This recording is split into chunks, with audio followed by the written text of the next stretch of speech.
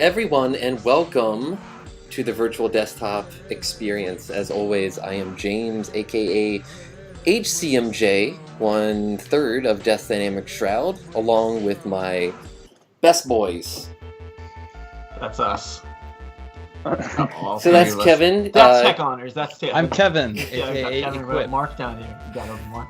That's Mark standing Mark up. down there. We got him. Oh, wait, all on the bottom. It's Tech Honors. We got Tech. We got Tech. So, guys, I don't know if you're watching the stream now. I'm getting ready to. I'm sorry, I can't. Well, I could try the share screen thing. I'm just. Oh, this is great.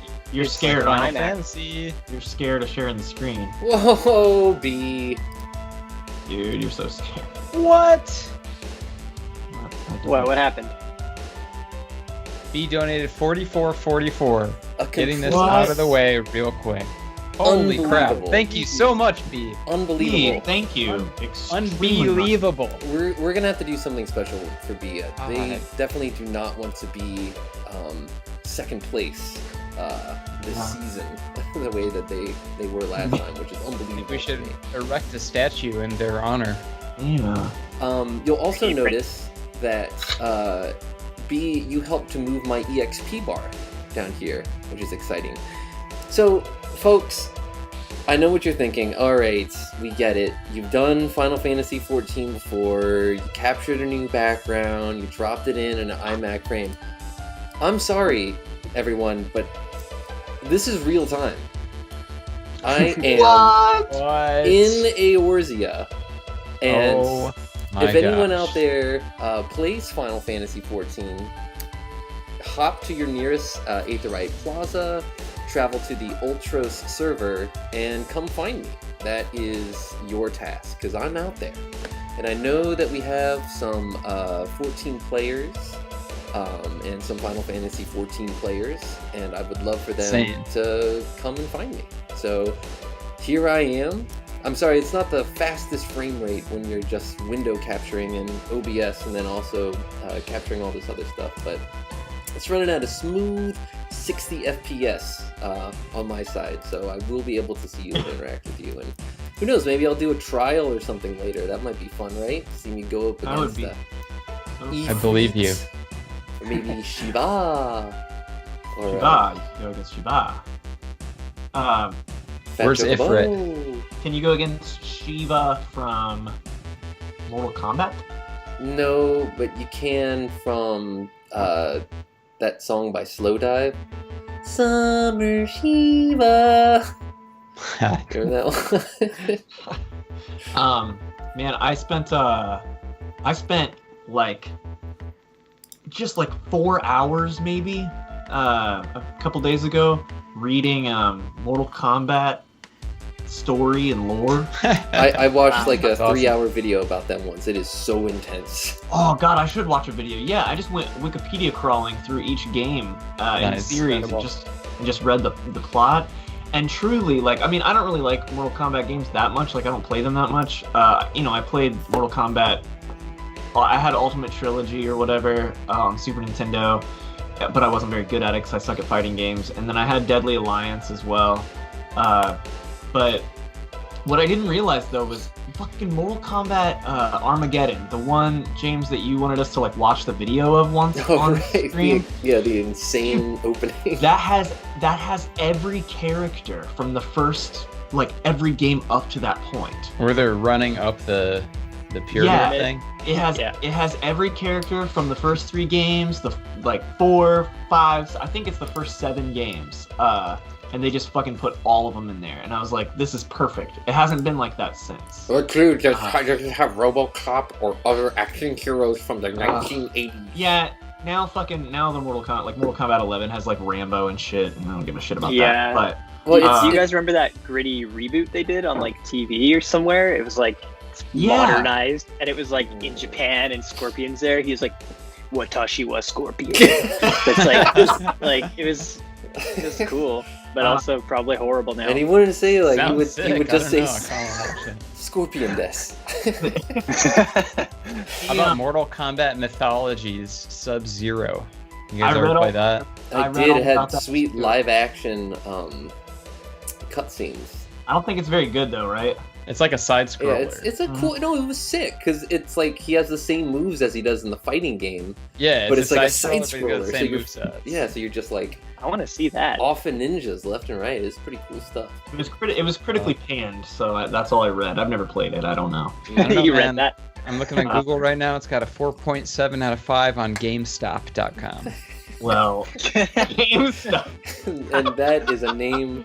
That's a name stop you can trust. The point of me bringing it up was just the funniest, like Mortal Kombat 11's plot.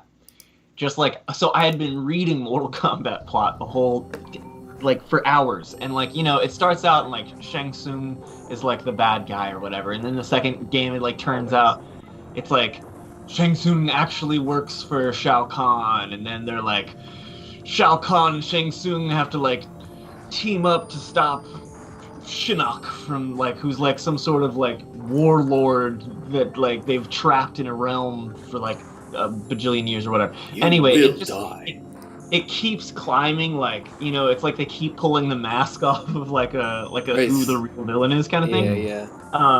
And it gets more, you know, complicated as the series goes on, but finally it gets to like Mortal Kombat 11, and it's like I didn't even really fully understand what I was reading from the 10th game, but it's like all of a sudden in 11 it's like in Mortal Kombat 11 Dark Raiden like to like make some sort of like, I don't know, to protect the Earth Realm or whatever, like kills this fucking ultimate warlord thing or something, and then it's like, however, the ultimate warlord's mother is the keeper of time. And so she undoes the past 10,000 years. God damn it.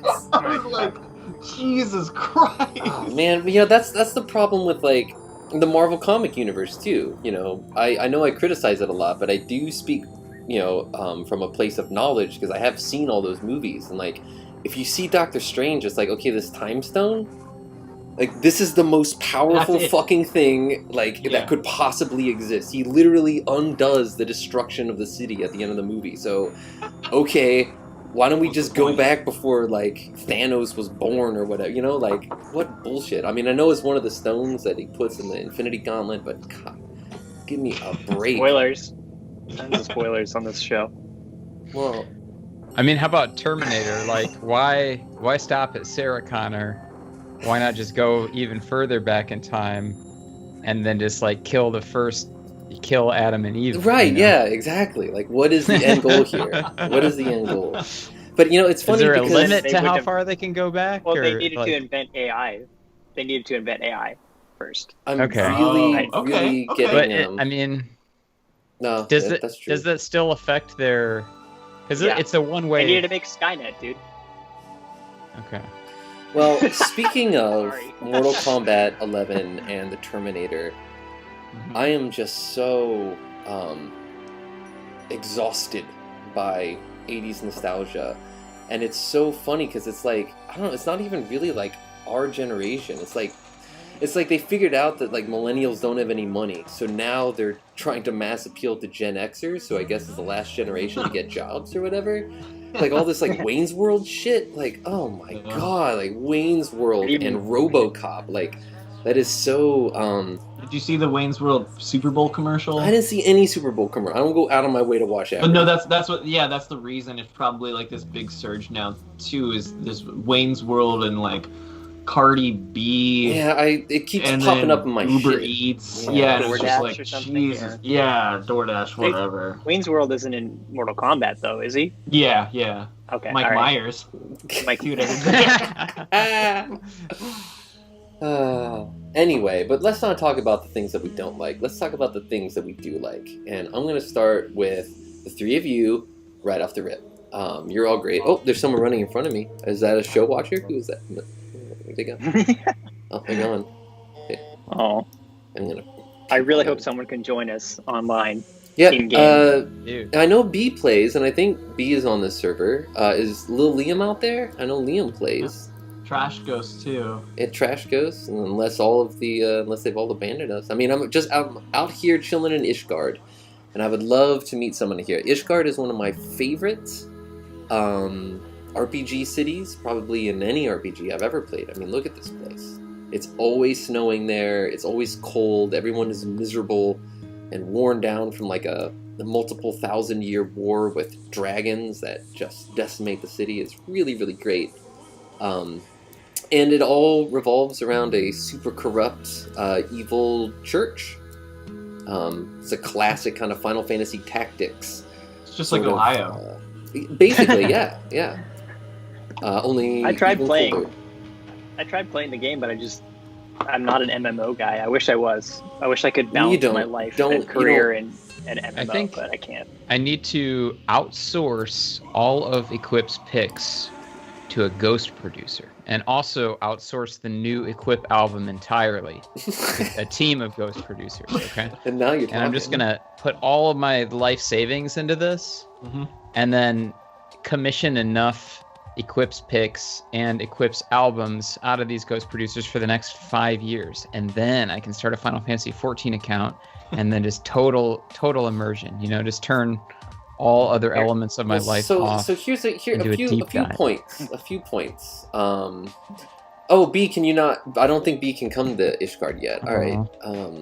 Aww. Can you warp to another zone? Yeah. Sorry, I'm gonna go to Old Daw so B's we can not meet up level with 50 B. yet. That'd be cool. Why stop there, Kevin? Just get a ghost player to play MMO for you and get you to a level. Well, so That's the look, Galaxy brain here's move. the thing. Okay, All right, let's hear it, James. Tell us. an MMORPG is just like any other RPG. I mean, you put a lot of time into like Final Fantasy XV, for example. And you could have easily applied that same amount of time to Final Fantasy XIV and cleared the main scenario, done some endgame stuff, and like you can play 14 extremely casually, which is why I enjoy it, because I played Final Fantasy XI hardcore, like with regimented schedule where I did like 5 endgame events every week, you know, with my endgame link shells, and every time you showed up, you got points that you would use to bid on the rare drops when they would drop, stuff like that.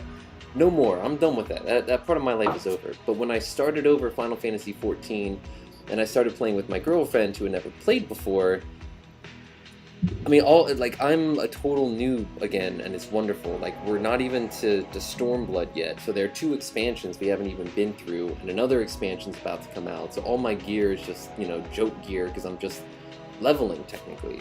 But if you really enjoy talking to NPCs and just like existing inside of a massive, sprawling virtual world, I mean, that's what it's all about for me. That's how I racked up over 2,500 hours in Final Fantasy XI, was just bringing it up so I felt like I was bringing it into my living space, this beautiful virtual world. I mean, that's what New World's all about, just living there, That's why I played Final Fantasy VII Remake and Final Fantasy XV so much. It's just because I'm not doing anything different. I'm just fucking running around and being in the world, because that's just where I want to be. And I've just always liked how in MMOs there are other people that are also there to see you, and somehow that makes you more real in that space. It's the perpetual nature Even with the light phasing of NPCs being in different spots and whatever, just the idea that when EverQuest came out for the Mac and I played it for the first time, this was my big thing. It's like, I can sit under this tree and this is where I am, and someone could walk by and see me sitting under this tree, and that only makes this tree more real somehow. So, honestly, the MMO is the final destination for all of my fantasies about what a video game could be. It's just a shame that they're no longer popular and they'll probably go away within the next 10 years.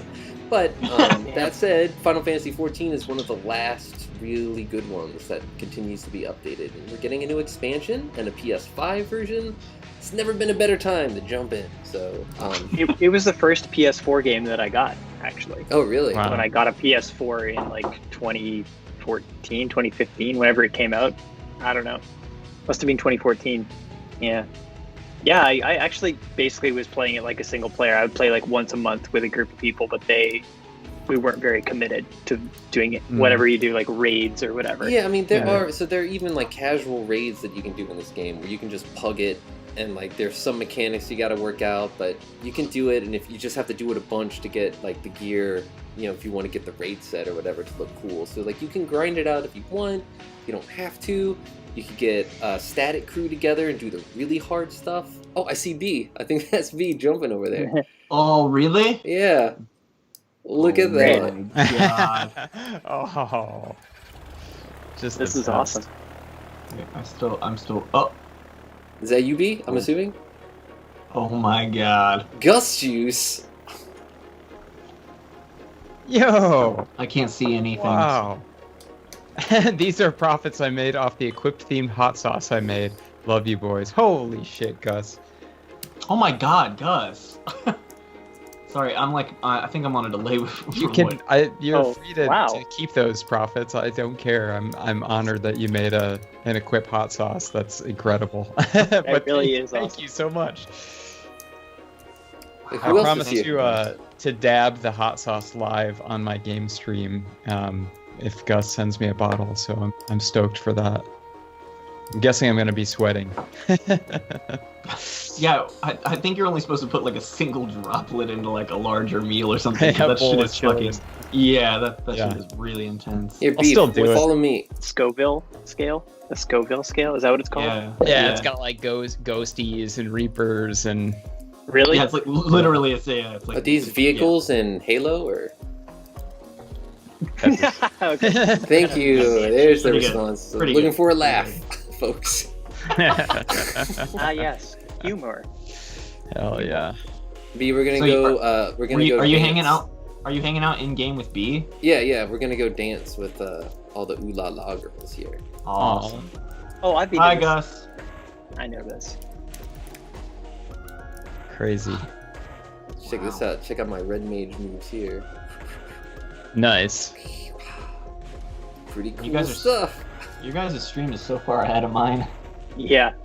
Oh, now James- there's dancing. James still isn't dancing on mine. All right, here, look. I'm gonna and look at these guys looking at us, perverts. All right, I'm gonna go ahead and I'm gonna share my. I'm gonna try to share the screen with you guys to see if this will work. I'm not Can making you any dance promises. If I see In first person.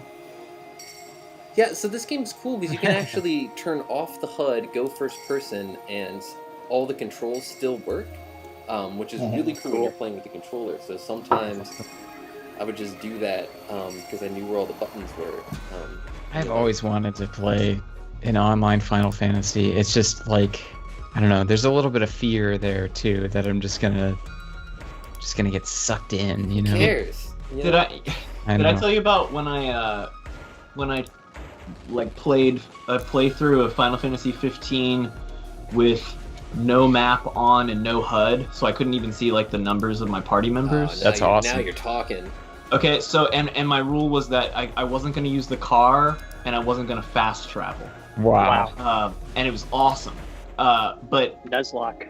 except for one thing, I played through like 7 chapters before I stopped because So I'm like going through. My big concern was battling because it's first person and you're warp striking and like you can't see how much damage is being done to you, so you're just listening to your party members, seeing if they're in trouble and stuff like that. But I had played the game a bunch prior, so like I was pretty confident like that I was good at it or whatever.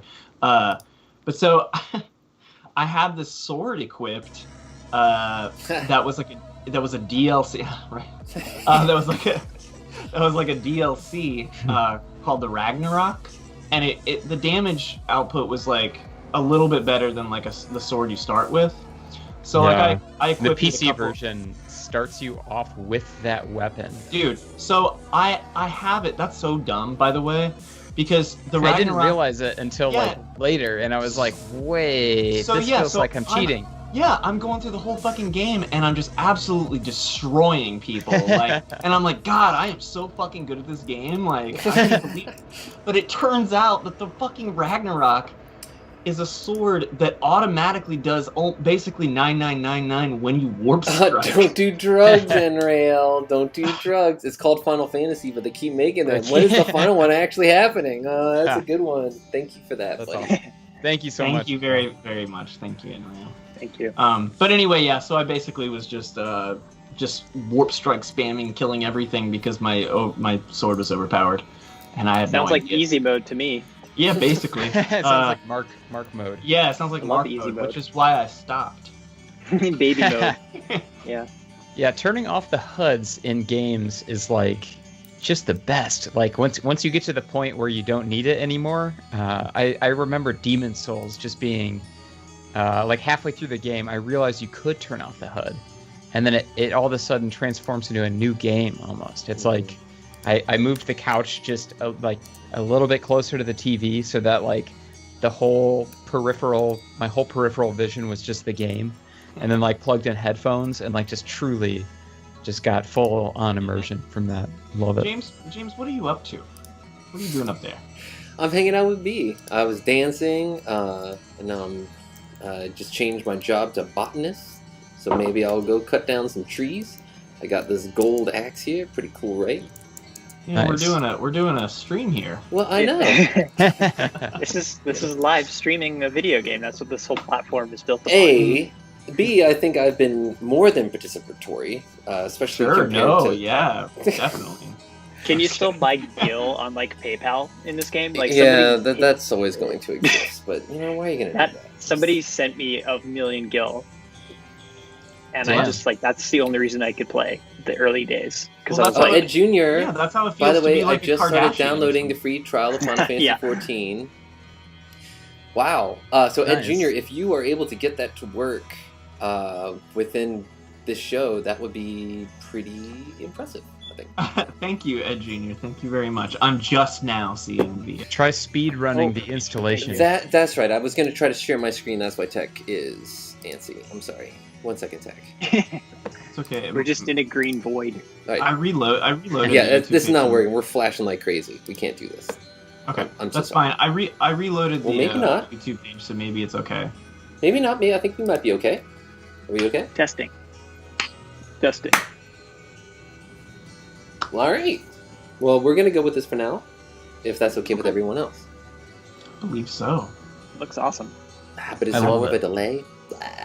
God bless.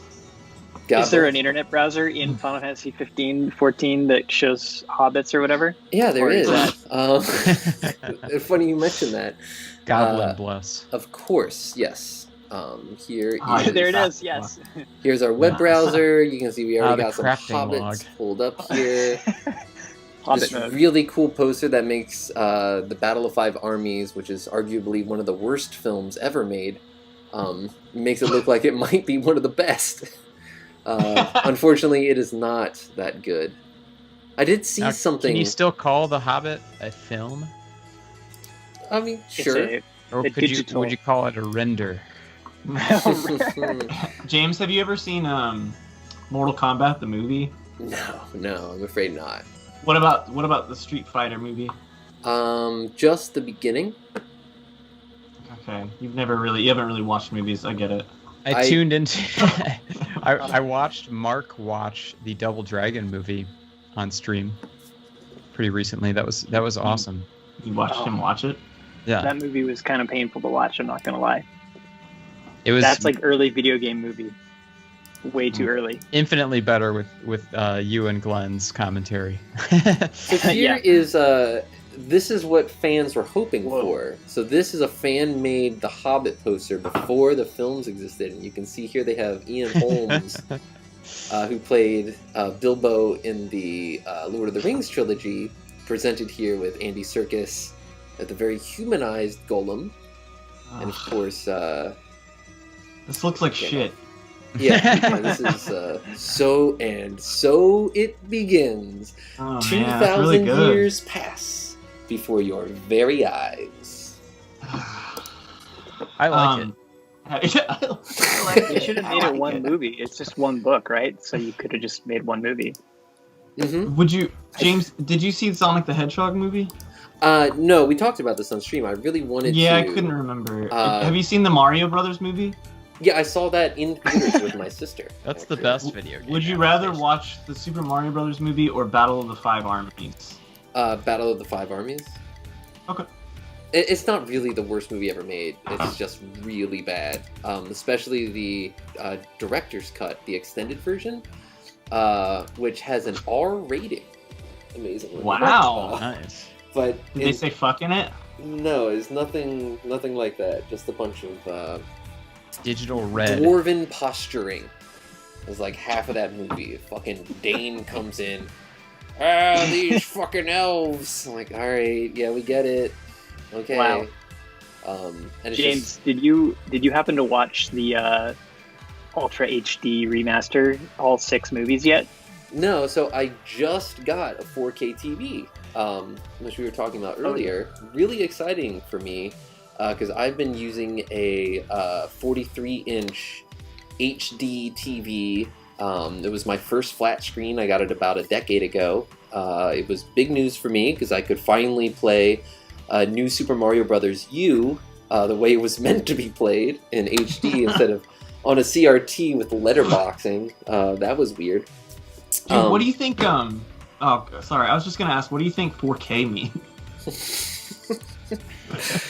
For Retirement Karen, plan, right? for Karen. Yeah. But it's so it's a very big deal for me because I've had a really crappy, tiny, by modern standards TV for a very long time, and I don't know. I was like, I bet you 4Ks aren't that expensive now. And I looked them up, and sure enough, there are lots of great options that fit my budget. So I got one, and first off, it instead of being 43 inches, it's 55. So it was like, like completely envelops my field of vision, which is super exciting for me. And of course, Mark, the first thing I did was order the Hobbit and the Lord of the Rings trilogies on Ultra HD 4K. I can't wait to hear your thoughts. It's amazing. Well, The Hobbit was weird because it's high frame rate, and I forgot about that. And I hadn't experienced that since I saw them in the theaters, so... and then also all the times where they're clearly doing things to, like, pander to, Tech's like... gonna go measure his TV. when they're trying to pander to the, like, how cool 3D technology is. Oh my gosh. And it's Yeah. like... What is the frame rate of those movies? It's like 120, I'm pretty sure. Yeah. Oh no, are you Yeah. serious? But Dude, it's- look but it it's- up, man. it's like Best That's Buy crazy. demo mode. But it's- I gotta The check this theater. out now. I've like not had any interest in them, but now like I've never seen a 120 frames per It's second 48. movie. So It's Uh, 48. Okay. Yeah. okay, but, yeah, I'm not so it's still interested. double... It's too high. It's too high. But look, 300, whatever... It's 300 FPS. All content aside, right? Like, the Goblin Town sequence, which is always when I fall asleep, and, the Azog bullshit, which is awful. I mean, the first movie is the best out of the... And just for the record, I don't know if... I have a very complicated relationship with the Hobbit films. Like, I don't actually like them, and yet I do. I understand that they're objectively bad, like objectively terrible. Yeah, it's like late Muse albums. Yeah, exactly. That's So how I feel. I just don't want, because, I talk shit about stuff, and I don't want people to be like, oh, but you like The Hobbit. I'm like, no, I don't, though. Like, they fucking suck ass, and they could have been so much better, but Yeah. I'm interested in them you know, at least 50, if not more, % of my interest in those films is academic. It's just what happens when you spend $1 billion and force a bunch of people to make a movie that they don't want to make, and the result is a motion picture trilogy that just, I mean, it's just unbelievable the decisions that they made. Like every time you see the dude with the starfish head, it's like, why did they make that decision? Like, and you watch the behind the scenes footage, which is missing from the 4K Ultra HD versions.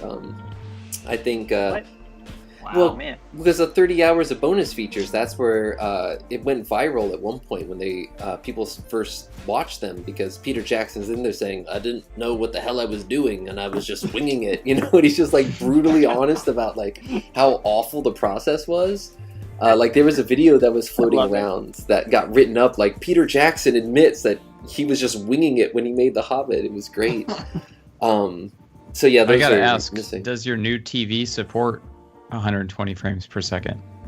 Here we go. I don't know. It's not. I didn't. Dude, it's 4K, dude. Probably not. I didn't get the like.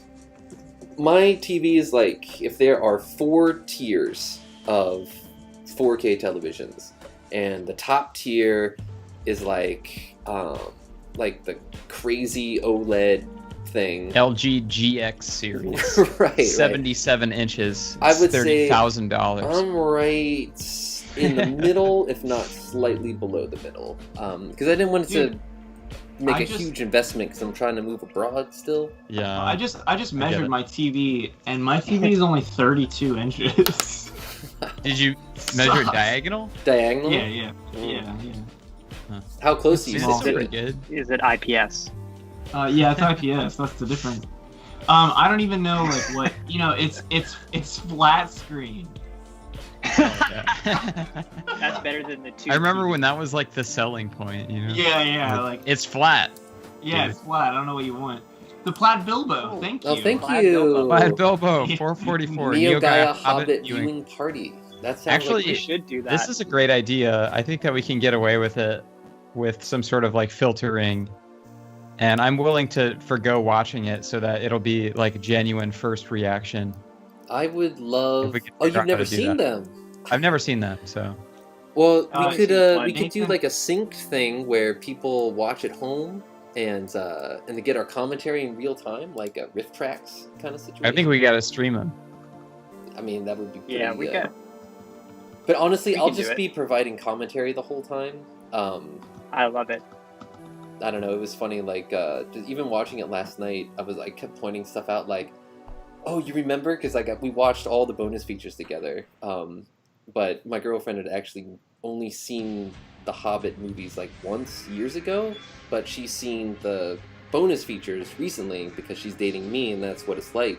For those out there who wondered.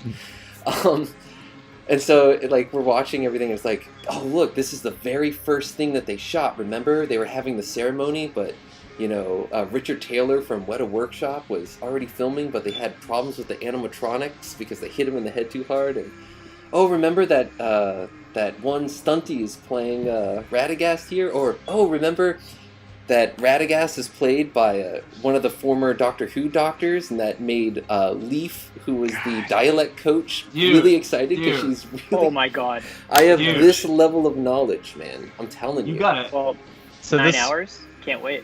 this reminds me of my friend.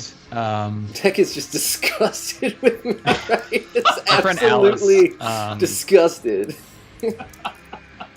There's a local theater that was showing a 35mm print of 2001: A Space Odyssey, and my sick. friend Alice had never seen it, and it was her first viewing of 2001: A Space Odyssey, and it was like the perfect circumstances. It's in a theater, it's an original film print, and she said there was just a guy there, and you know exactly what I'm going to get into, but it was just a guy that had seen the movie and wanted everyone else to know that he had seen the movie, and was like basically word for word saying all of the main quotes from the movie, like as it went along, and Wow. it got to In the point theater.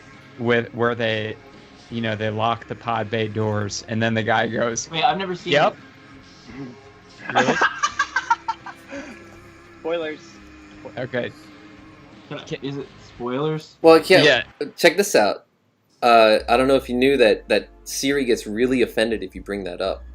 You can be like, "Hey Right, Siri, I wanna- open the I pod gotta- bay This isn't doors." spoilers. This isn't spoilers. It's kind of a spoiler if Tech's never seen it. Go ahead and say it. I'll just cover up. Okay. Okay, I'm gonna say it. Are you ready? She said, "We intelligent agents will never live that down." Apparently. Okay, so the guy goes, "Yep, Hal can read lips." In the theater. Oh my god. You're good. You're good, Thanks. Tech. You come. Yeah. Great. I don't know if it really would have spoiled it for you, truly, but One day I'm gonna see it. I've always wanted to. Yeah. Tech, I can't believe you've not like. Did- It was my favorite. Did you watch movie that? when we were The together? How to Avoid Spoilers movie by Tim Rogers. Oh no. How to Avoid Spoilers Forever. It's so good. It just reminded me of like everything that James had said about not seeing any trailers or anything for the new Star Wars movies and like going in totally blind. Yeah, Go ahead. Sorry, I didn't mean to cut you off. Well, spoiler for the How to Avoid Spoiler thing. He's like trailers are spoilers. Don't watch trailers. It's like if you like AMC theaters show exactly 20 minutes of trailers before a film starts. So find out when the film starts and go take a really nice, relaxing bathroom break. Go get your popcorn, whatever. It's like he said he had a one experience where he was at a date at a movie theater, and he couldn't avoid the spoilers. His usual zen is to like put in earphones and like look at the ground.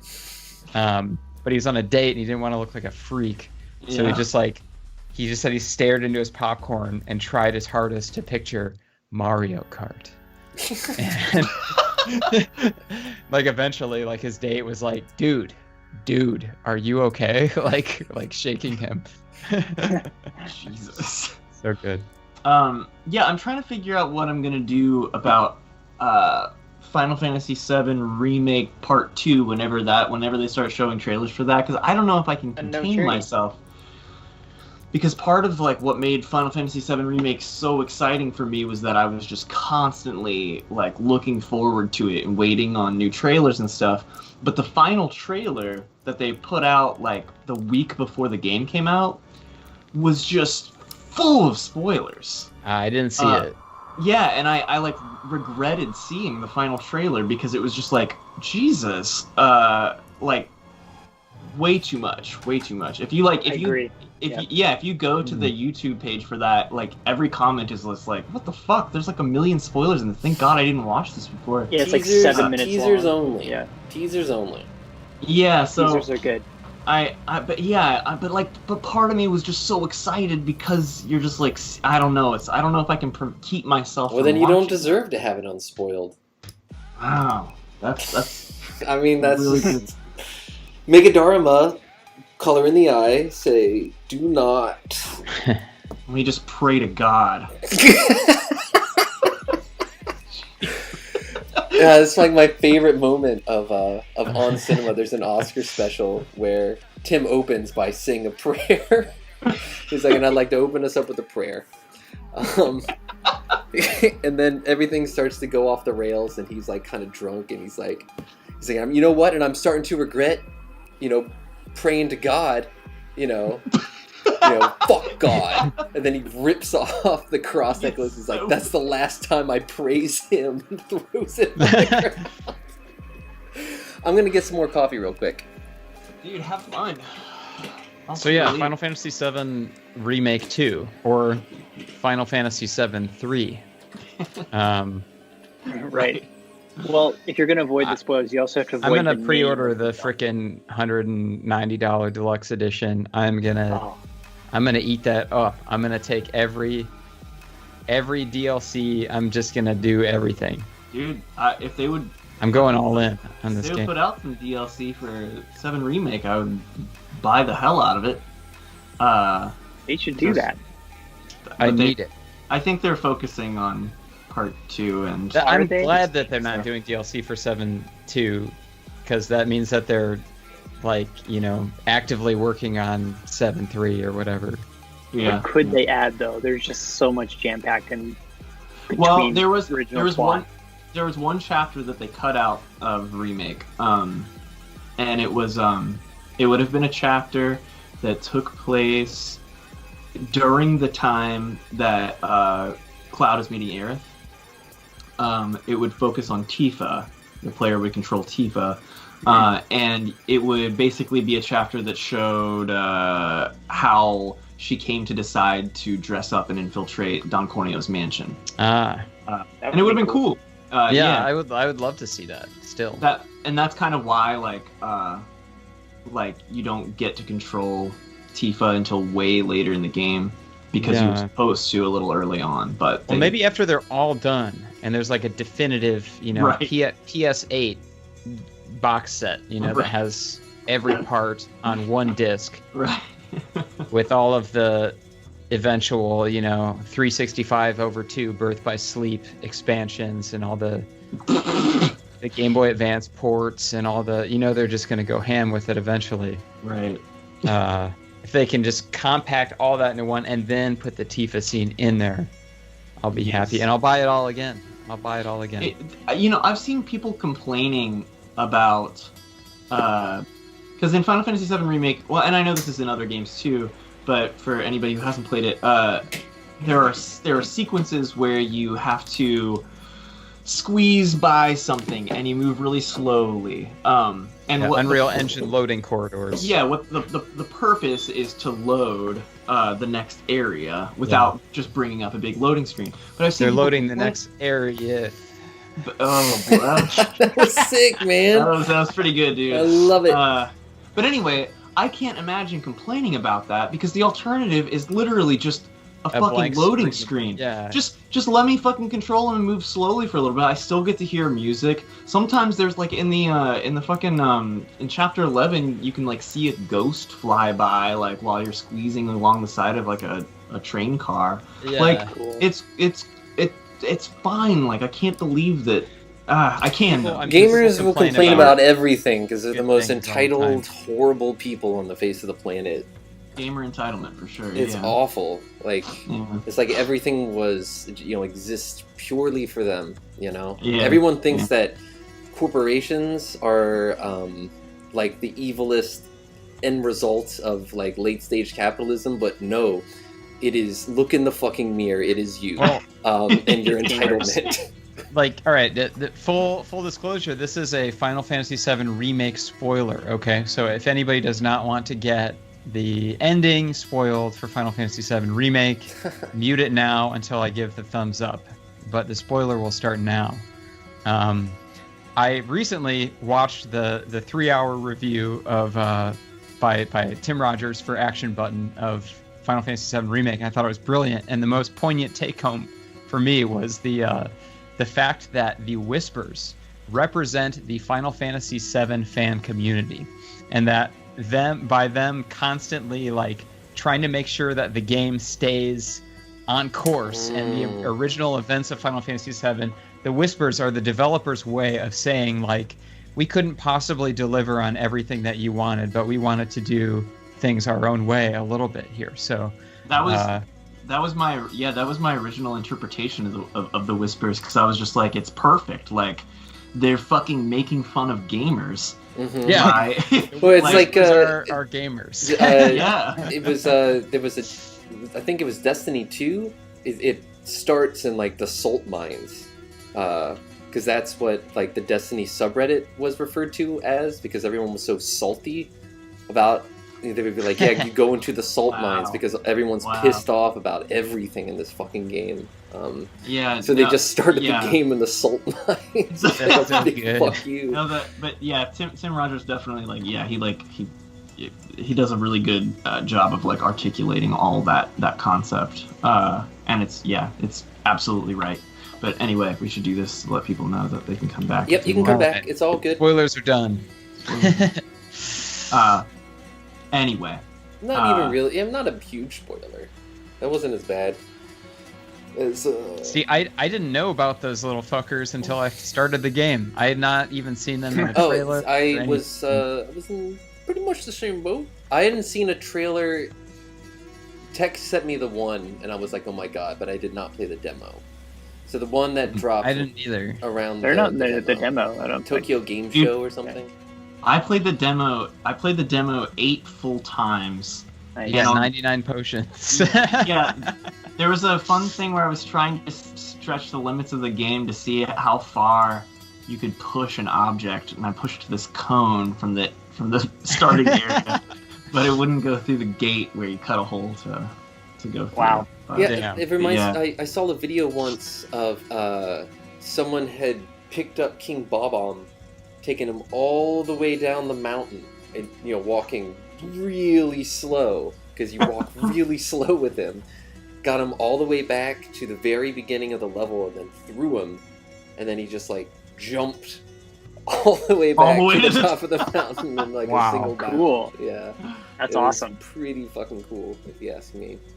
I like that kind of stuff. The like, Yeah. where's the boundary? Boundary Ever breaking or whatever. I'm gonna see if I can take you to our residential district. I would love to show off my free company's mansion. We have a mansion in Gridania. I would just love to show here. So, B, let's see if you can come with me here. It should offer you this teleport. We'll see here. Anyway, go ahead. I'm so sorry. Yeah, ever since I was a little kid and I had a Game Genie, and I found out that it could allow you to jump super high in Super Mario Brothers, I was like, wait, so there's something, I could jump over the flagpole? Like I could find out what's on the other side of the flagpole? And that was sort of like the dawn of New World for me. That whole concept of like where the edges of the game's universe are.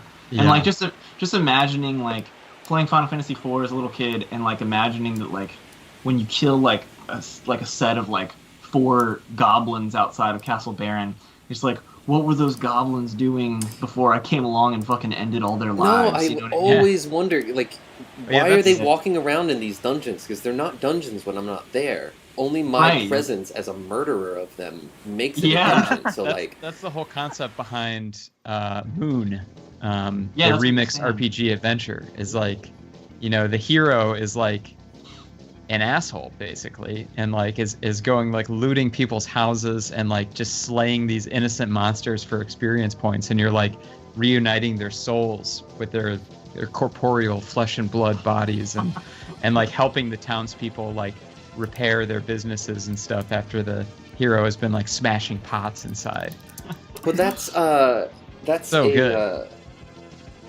That whole concept is, I don't know, as games sort of progressively got closer to representing that, those are the games that I tend to gravitate towards, like MMORPGs, where you have a persistent world when even when I'm not playing, there's shit still happening.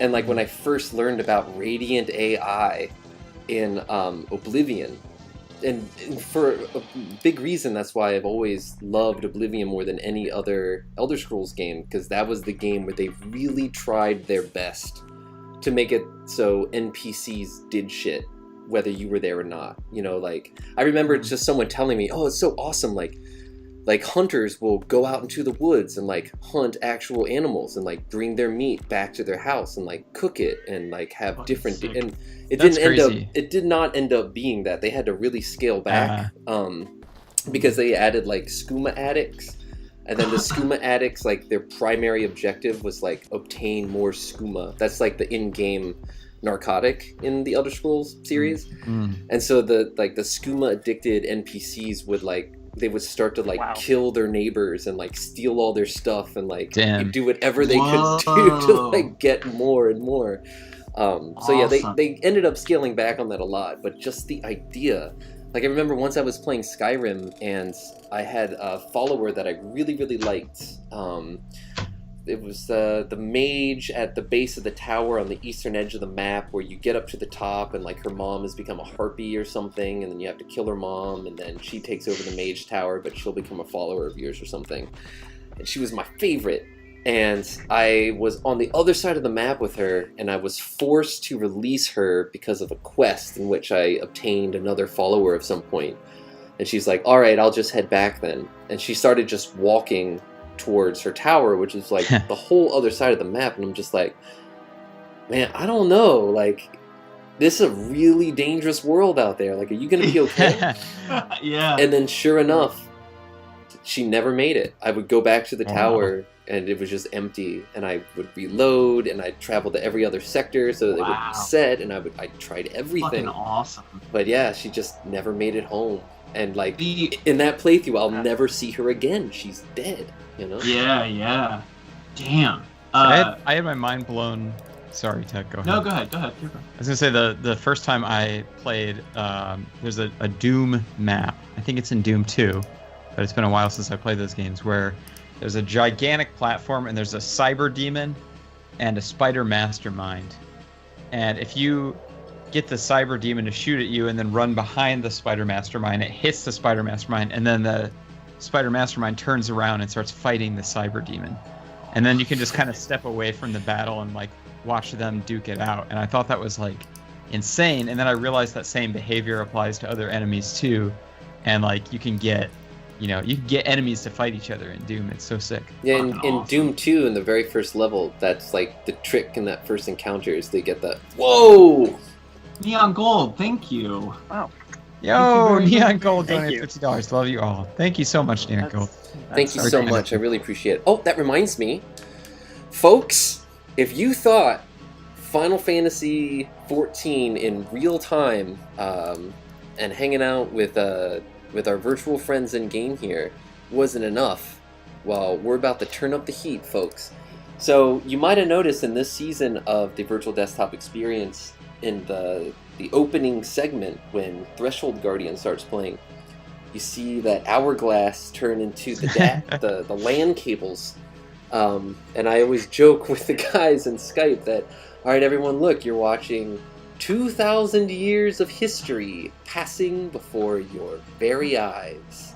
So now we're gonna do something similar, except we're gonna dial it back. We're gonna pull back. We're gonna set back the clocks, and it's going to be an experience that I'm hoping everyone at home never forgets. Final Fantasy XIV, we all know it today, is one of the most successful MMORPGs on the market. It's been running for a very long time, but what some of you might not remember is that it was almost the death of not only the Final Fantasy series, but Square Enix itself, as the original 1.0 release of the game was a massive disaster for many reasons. There are many great videos about it. Please go and watch them. But it's insane because, as the story goes, eventually Square Enix realizes the only way they can save the game is by literally destroying it and starting over again. So they had an incredible in-game event where the evil Empire Garlemald was trying to pull down Dalmund, which is this giant moon.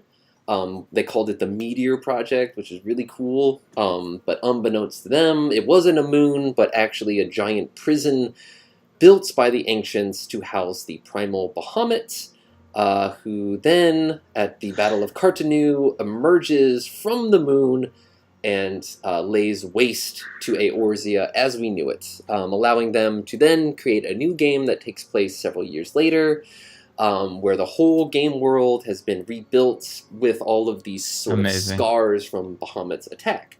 But what that means is that for people like us, it's now impossible to play that original game. There were a few private servers that were not really fully functional, but they at least allowed you to kind of run around in the old zones a little bit without any NPCs or quests or anything, which was kind of cool, but there was just a mountain of really boring story content because that first game was really boring. Would you say that with that destruction event, Final Fantasy finally made good on its namesake?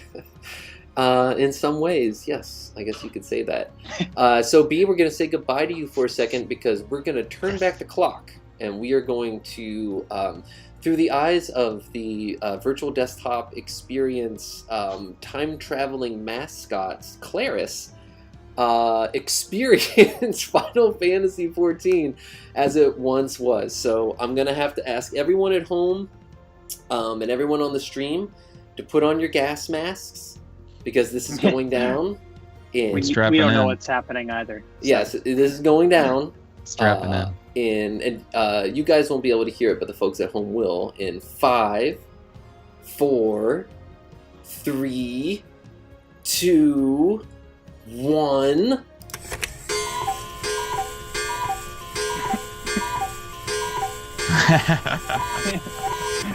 Wow.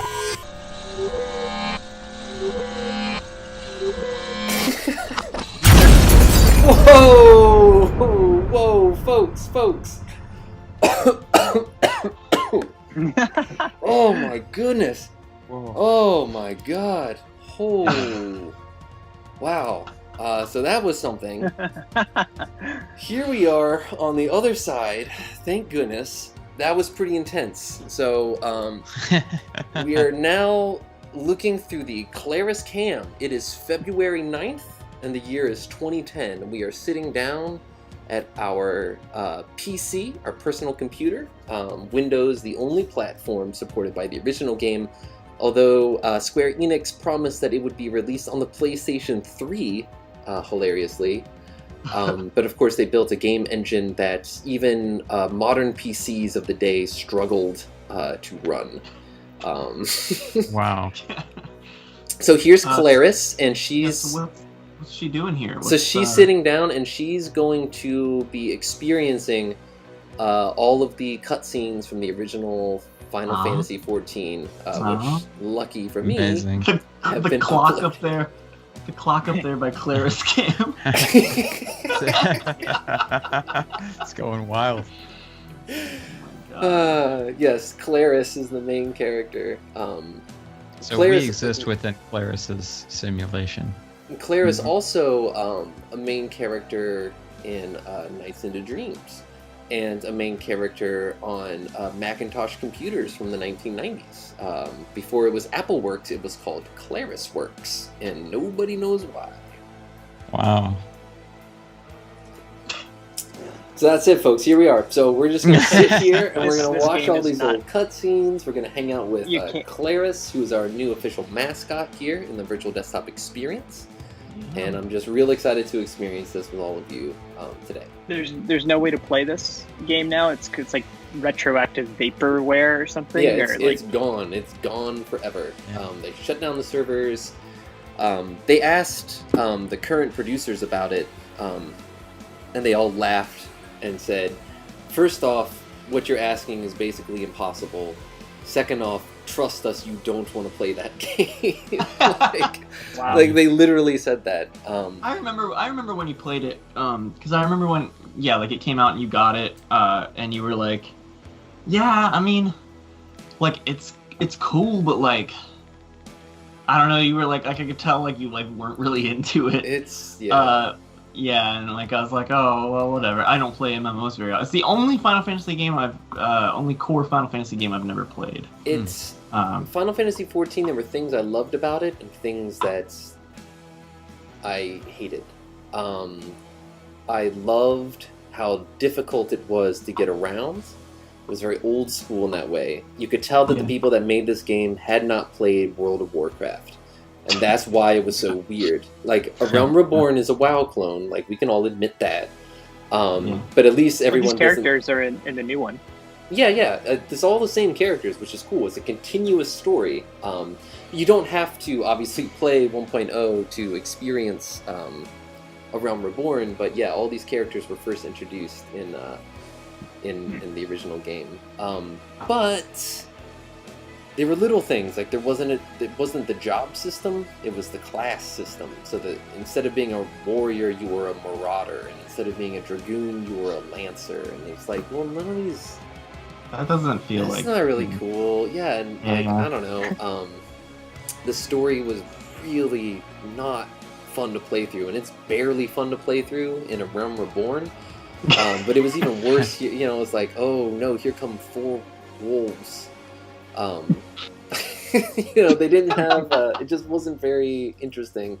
And they also, it was kind of old school in the sense that you really had to cooperate with other people to play it, but at this point gamers have become gamers and weren't really down to play it like that. But there were also major technical issues. Like the whole game world was divided into like 4 different mega zones, so that if the smallest thing went wrong in a tiny area, it would bring down like half of the server. The game maps themselves were, some of them I really liked. The forest here, the Black Shroud, was very difficult to navigate. It was like, well, here I can actually. A tree's eating dogs, man. Yeah. Yeah, it's a cool tree. My kind of tree. Yeah, Hey. Tech's mascot. Yeah. Look, I gotta be honest. I gotta pee. My back teeth are floating, so I'll be right back. Yeah, go for it. That's gross. Another wonderful thing that's long story short, they bring in Yoshi P to be the new producer of Final Fantasy XIV. He adds in a bunch of stuff that everyone wants. He brings back the job system. He brings back artifact gear that makes you look like your Final Fantasy job in other games. So now you can be a black mage with a cool pointed hat. You can be a white mage with the big long white robes. You can be a dragoon with sick spikes coming off of you, and it was like, So cool. That's definitely a step in the right direction. And then they made a Realm Reborn, and they just went straight for the jugular with people like me, and filled it with monsters from Final Fantasy XI. They brought back the goblins and the raptors and all the things that made Final Fantasy XI great. They just injected Final Fantasy XIV with them, and then just turned the whole. All these Moogles are really cute, and then just turned the whole thing into a fan service festival. And so at this point, Final Fantasy XIV, there are I don't know, elements from every single Final Fantasy game in it, in one way or another. I mean, like the Crystal Tower from Final Fantasy III is literally like in the game and is a massive 3 raid. I wanted to get the Magitech mount when I was playing, Yes, but it seemed you like get- it would take a long time to get that. Yeah, you have to Like complete... direct 3D from FF6, like a mono drawing in 3D. It like looks It very plays cool. Terra's theme Yeah. when you ride in it. dude. Yeah, it's like That's ridiculous. I mean, it's almost too They know much. what they're doing. Yeah. Oh, Wit music. Claris Oh, wow, sounds thanks. cool. She's seeing anyone. Wit, I think you're in luck. Claris, I believe, is single. Hey, thanks, Will. Claris probably has an iPhone 3GS at this point. And what else is happening in 2010 in February? Hopefully she could buy some Bitcoin on her iPhone 3GS and become She's a following millionaire. Hobbit news. She just found out that Guillermo del Toro has dropped out and that Peter Jackson is taking over at the He was OneRing.net. supposed to make that? Oh my god, he was supposed to make that movie? Oh, Mark. Sit down, Oh, buddy. sorry, I haven't Please. Guillermo del Toro. No. Guillermo del Toro was going to Let's make... reverse time and not mention that. So She's buying MP3s of Kanye West's "My Beautiful Dark Twisted Fantasy" from the Apple Store. Yes, Apple from the iTunes Music Store, yes. Yeah. we should convince her to buy Dogecoin instead. If she was buying Bitcoin right now, she'd be a happy camper. These Yeah. days, I'll tell you what. I tried to when Dogecoin first came out. I was like on the bleeding edge of it because I got really into like this fucking Shiba Inu meme or whatever, and I tried to set up my computer to mine for Dogecoin or whatever it was, but I couldn't fucking figure it out, so I gave up after like an hour. Had I done that, I'd have like 8 cents or something now, right? Yeah, I What? had a stash of Bitcoin that I sold at around 2K. Pretty good. I Pretty good. No, it's at like 44K now. So that was a miscalculation. I was certain that the hard fork coming with Bitcoin Cash was going to tank the price, and so I sold it in December a couple years ago, whenever that was, thinking, haha, I'm so smart. And then like a month later, it had doubled in price, and now it's like 20x because Elon Musk like tweeted about it. And it's like, oh, Right. God. But you Yeah, know I was what? I'm talking to glad. somebody- I'm ethically Five. glad I got out. I tweeted about this earlier. People don't talk about the environmental toll of cryptocurrency and how and for what. what is it all? What is it for? It's not for decentralization, because 5 Chinese miners control all of it anyway, and someone like Elon Musk can send a single tweet and manipulate the price, you know, and it's all just nothing. It's just GPUs solving math equations to mint imaginary coins that are sometimes traded for, you know, whatever. It doesn't matter. Who cares? But what is real money? Nothing. As well? Nothing. But you know, but at least I can buy. At least I can use real fiat money as a currency. You can buy 100% Electronica merch with Bitcoin, can't you? That is true. There are, and soon you'll be able to buy Teslas with Bitcoin. But you can't really. You can't. My landlord's not taking it. So.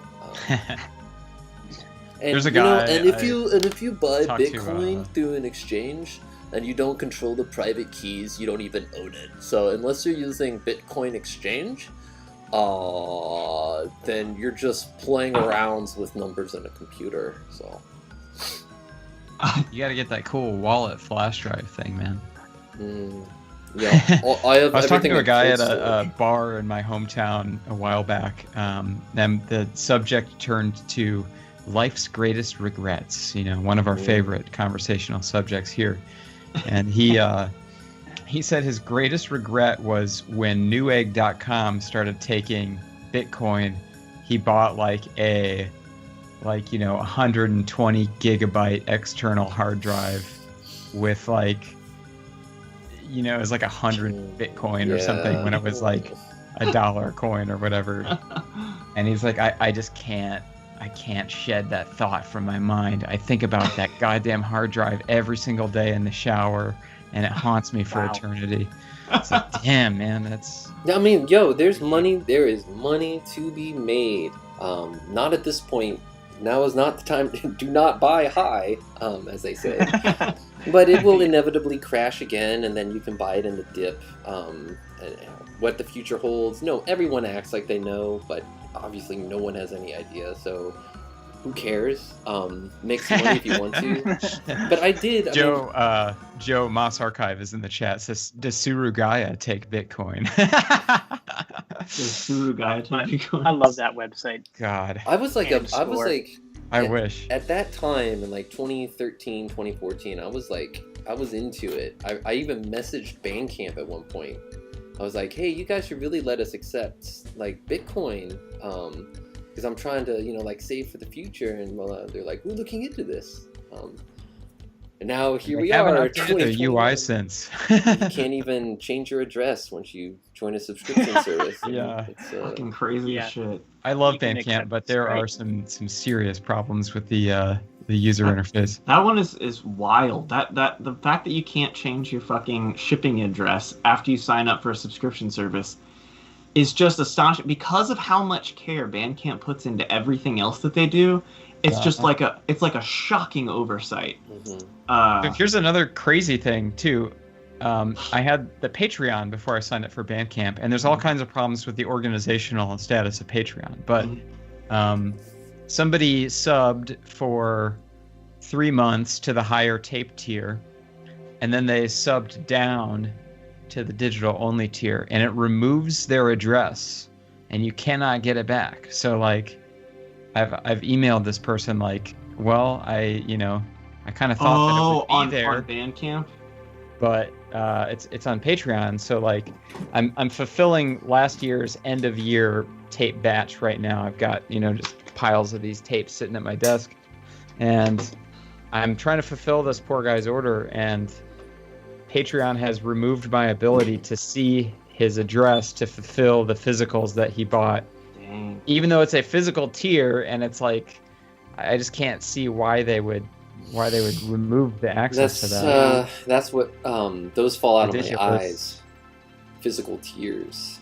It's like I think it makes sense from a privacy perspective, sort of. Well, Bandcamp has it set up so that if you were at a physical tier and we had your address, and then you cancel it and drop down to a digital tier, it still has your canceled information at the bottom. That's exactly what I'm saying. That yeah. have in Patreon. That shouldn't be a feature that you have to ask for. Yeah, that's strange. Yeah. Oh, whoops! Really? I made the chat too tall here. God, such an idiot. Oh I god, hate myself. dude. I do too, dude. I hate you too. No one's said anything in the chat. There we They're go. not think even we should- watching. I've got an idea for We're next just in there week's to stream. chat with each other. We That's should do cute. live shopping on Gaia, and we'll just buy a bunch of crap and games from Let's Japan do it now. live on the air. With Bitcoin. That would be that would be a fun Yeah. a fun thing for you to do on your stream. It sounds like, Kevin.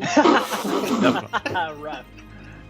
But I'm serious. That sounded really mean, but I meant it meanly, but I also meant it seriously because I would watch that 100%.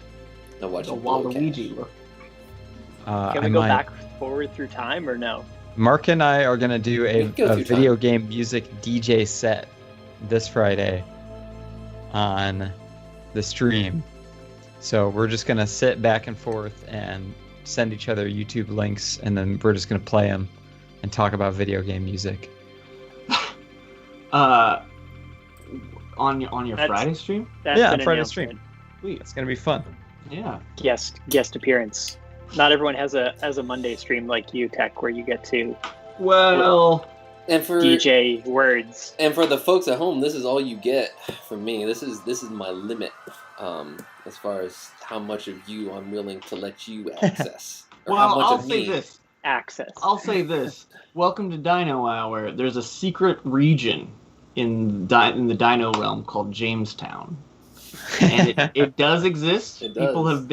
People have seen Jamestown, and so we know that it's out there. That's all, you know. We know that it's out there. You never It's like know. the door that leads into James's first-person vision, like in Being John Malkovich. Yeah, Yeah. exactly. Yeah. Malkovich. You guys, James Webster. You guys are aware that tonight at midnight, I assume Eastern, because that's Western.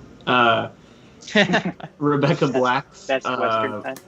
Rebecca Black's Friday remix 10-year anniversary. There's got to be Dorian Electra. Did you see? It is. She announced. Oh, it. she Dorian announced it. Electra, and also 303, which I don't really listen to, and then someone else, but it's produced by Dylan Brady, which isn't Dylan Is he Brady a quarterback?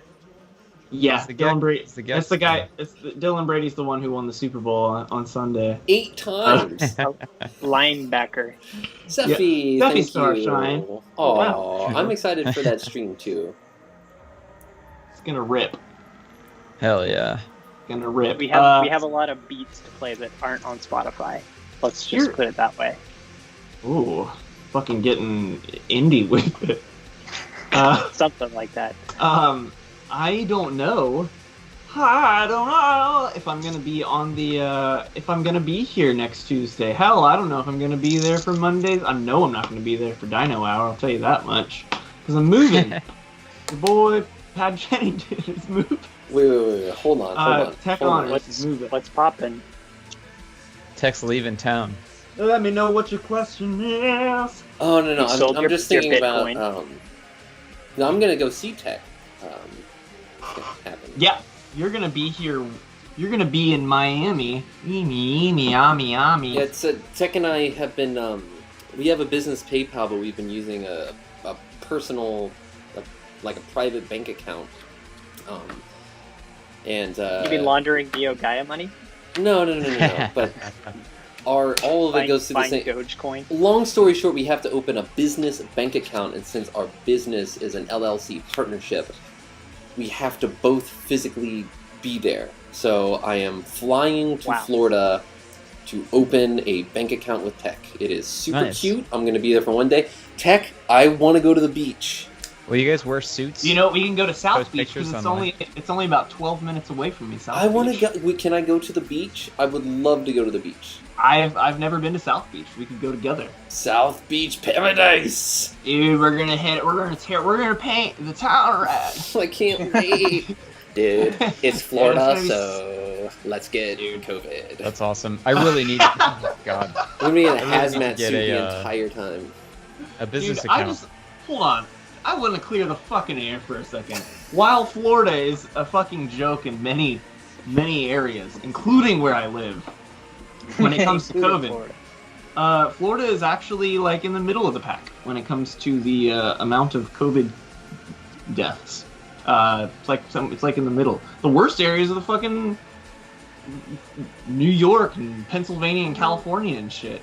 I mean, a beach seems like a fairly safe hangout, you know? Like, you got all that space. There's no such thing as safety when it comes to COVID. The whole illusion, I'm about to fucking go off here, but there's an illusion that we're gonna stop this by, like, wearing masks and or by encouraging people to wear masks and by encouraging people to socially distance, and it would work for sure if everyone did that. I but know. there's absolutely no Spill the tea, way sis. that will ever happen. It's just simply never going to happen. And while that sucks, it's like a fact. It's like a truth that people have to accept. And so Well, I think it's about, you know, curving it as much as you can. You know, like it makes a difference there. About It's a slowing whole- the spread, you know? It's a whole fucking thing, because what's going to happen is they're going to get the fucking vaccine going, and everybody's going to get vaccinated, and then everybody's going to try and go back to normal life, and lots of people are going to die because they're all going to get COVID, but like the illusion of safety will be complete with the vaccinations numbers, right? But like, it doesn't matter if people were to wear masks and socially distance or not wear masks and socially distance until then. I mean, it does. It literally does. But like, in a grand scheme, it won't, because everybody's going to treat it a certain type of way once the vaccines are in circulation. So if you want to be like a good person, then yeah, wear a mask. Well, like I said, I mean, it's about doing the best you can, you know, that's all. It's And just obviously not everyone's on board. I mean, no one's on board where I live, believe me. Yeah, like no one's on board down here either. Like, they're just simply not. Like, People just do whatever. Yeah, you can't control people. yeah, It was so funny to me when people, I don't know, a lot of people talk my about folks quarantine, live, yeah. like they're actually experiencing a quarantine. It's like, they're like on their way to like the train stop, you know, to like go somewhere. Like, man, I miss the way it used to be. It's like, you're still using public transportation, going places. Like, I don't know. It's funny because Chicago is like, everyone is really good about it. I've never seen a person not wearing a mask in Chicago anywhere during the entire pandemic. But like, I go back home, 2 hours northwest to where my parents live in Rockford, and there's like, I see somebody go into the Walmart, get past the greeter, and then they immediately take their mask off. And then like, I see people just like, they just had, they got the chin. Deal with that diaper. shit all year last year at It's my so job. crazy. And it's like, you're a fucking Chin adult. Why diaper. can't you follow the goddamn rules? But Like, how many places are you guys going? well, I can't. There's nowhere to go in Philadelphia. Yeah, so Philadelphia's interesting because like, you can't, like, we had to like, we ordered like Burger King because you can't go to Burger King or Yeah. whatever. You can go to the Flor- drive-through, but you can't go inside. Yeah. Yeah. But like, Florida's different because I mean everything's open. Like, you just go in. Like, you can't, you have to wear a mask to go somewhere. So everybody wears masks, but then as soon as you sit down, you take your mask off. You go to a And you're bar in. though, like bars, everybody goes inside the bar. Yeah, there are and no then- bars in Philadelphia. There's Yeah, outdoor every- seating. anymore. There's some Every outdoor bar- places, but So like, I have been to a bar. I went to like an outdoor seating bar and sat in the back, right?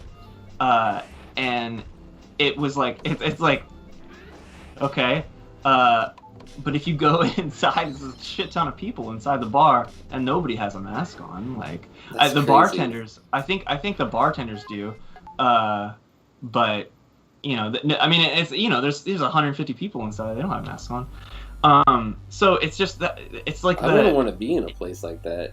I'm not No, down it's like- with that. Well, yeah. So like, I think it's an interesting. It's no wonder that like people down here don't think much of it. Yeah.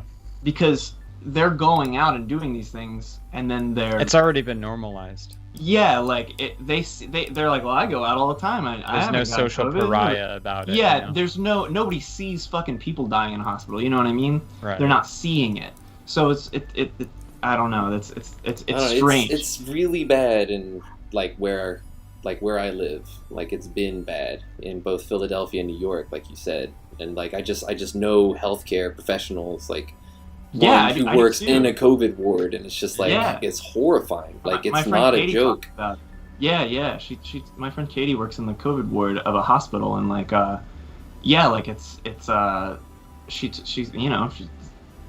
she sees what's happening. But Americans don't care about anyone but themselves. I mean, that's just the culture that we live in. I don't mean that in a bad way. I mean that we're taught individualism. Gathering rules? Sorry. There's no rules. You're just encouraged not to gather in groups of larger than 10. Because we have a rule that's in British Columbia at least, that's you can't gather at all unless it's in your household. If you're a single person or you have shared custody, you can make an exception for in really specific situations, but it's do not do anything with anyone who isn't in your household. And it's sort of working. The numbers, we've slowed down the curve. It's been like that since just before Christmas. So they can bust your party here in Chicago, but that's about it. Well, yeah. It's I remember when I went to Philadelphia, I saw on the news in Philadelphia, because I went right after Halloween, and there was some sort of Halloween party or something like that in Philadelphia that got busted up, and I remember thinking I've literally seen places in Florida that look exactly like that, and they're not being punished for it. And so I'm not trying to make some. I'm not saying that you shouldn't wear a mask or something. I'm trying to rationalize. I guess I'm to the point where I'm where people are I don't know how to explain. It's stay home, but support local business. But you should slow the spread. But it's also safe to go to these businesses. Well, I think it's this weird part where people have to come around to accepting that people aren't going they're not going to wear the masks. They're not going to socially distance. So when they're being please wear a mask, that's not going to work. Either fucking enforce and then deal with the repercussions of a bunch of fucking people, Americans who don't want to fucking do it, or just accept that that's not going to happen and fucking hurry up with the vaccines or something so that you can trick everybody into believing that they're safe. Because ultimately that's what it's going to be, is they're just going to be tricked into feeling like they're safe. 60,000 people die of the flu every year, and the whole idea is that somehow that number is acceptable or something. But it's just about feeling safe.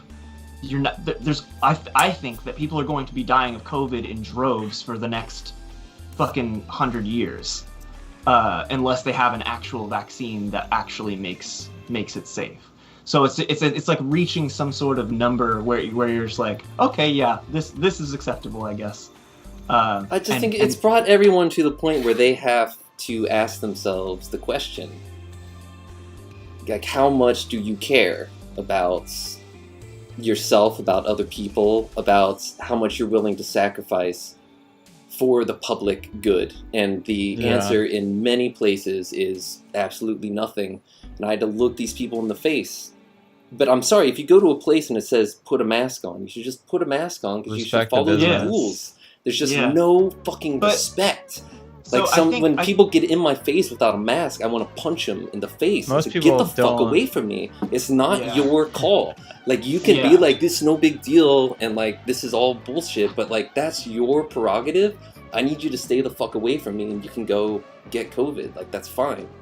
But just keep it away from me, Yeah, well, I mean, you wouldn't want to go into a bar in Florida because nobody's gonna have a mask on in there. I wouldn't want to go to a bar during a pandemic anyway. What's the fucking point? Just pretend that everything's okay.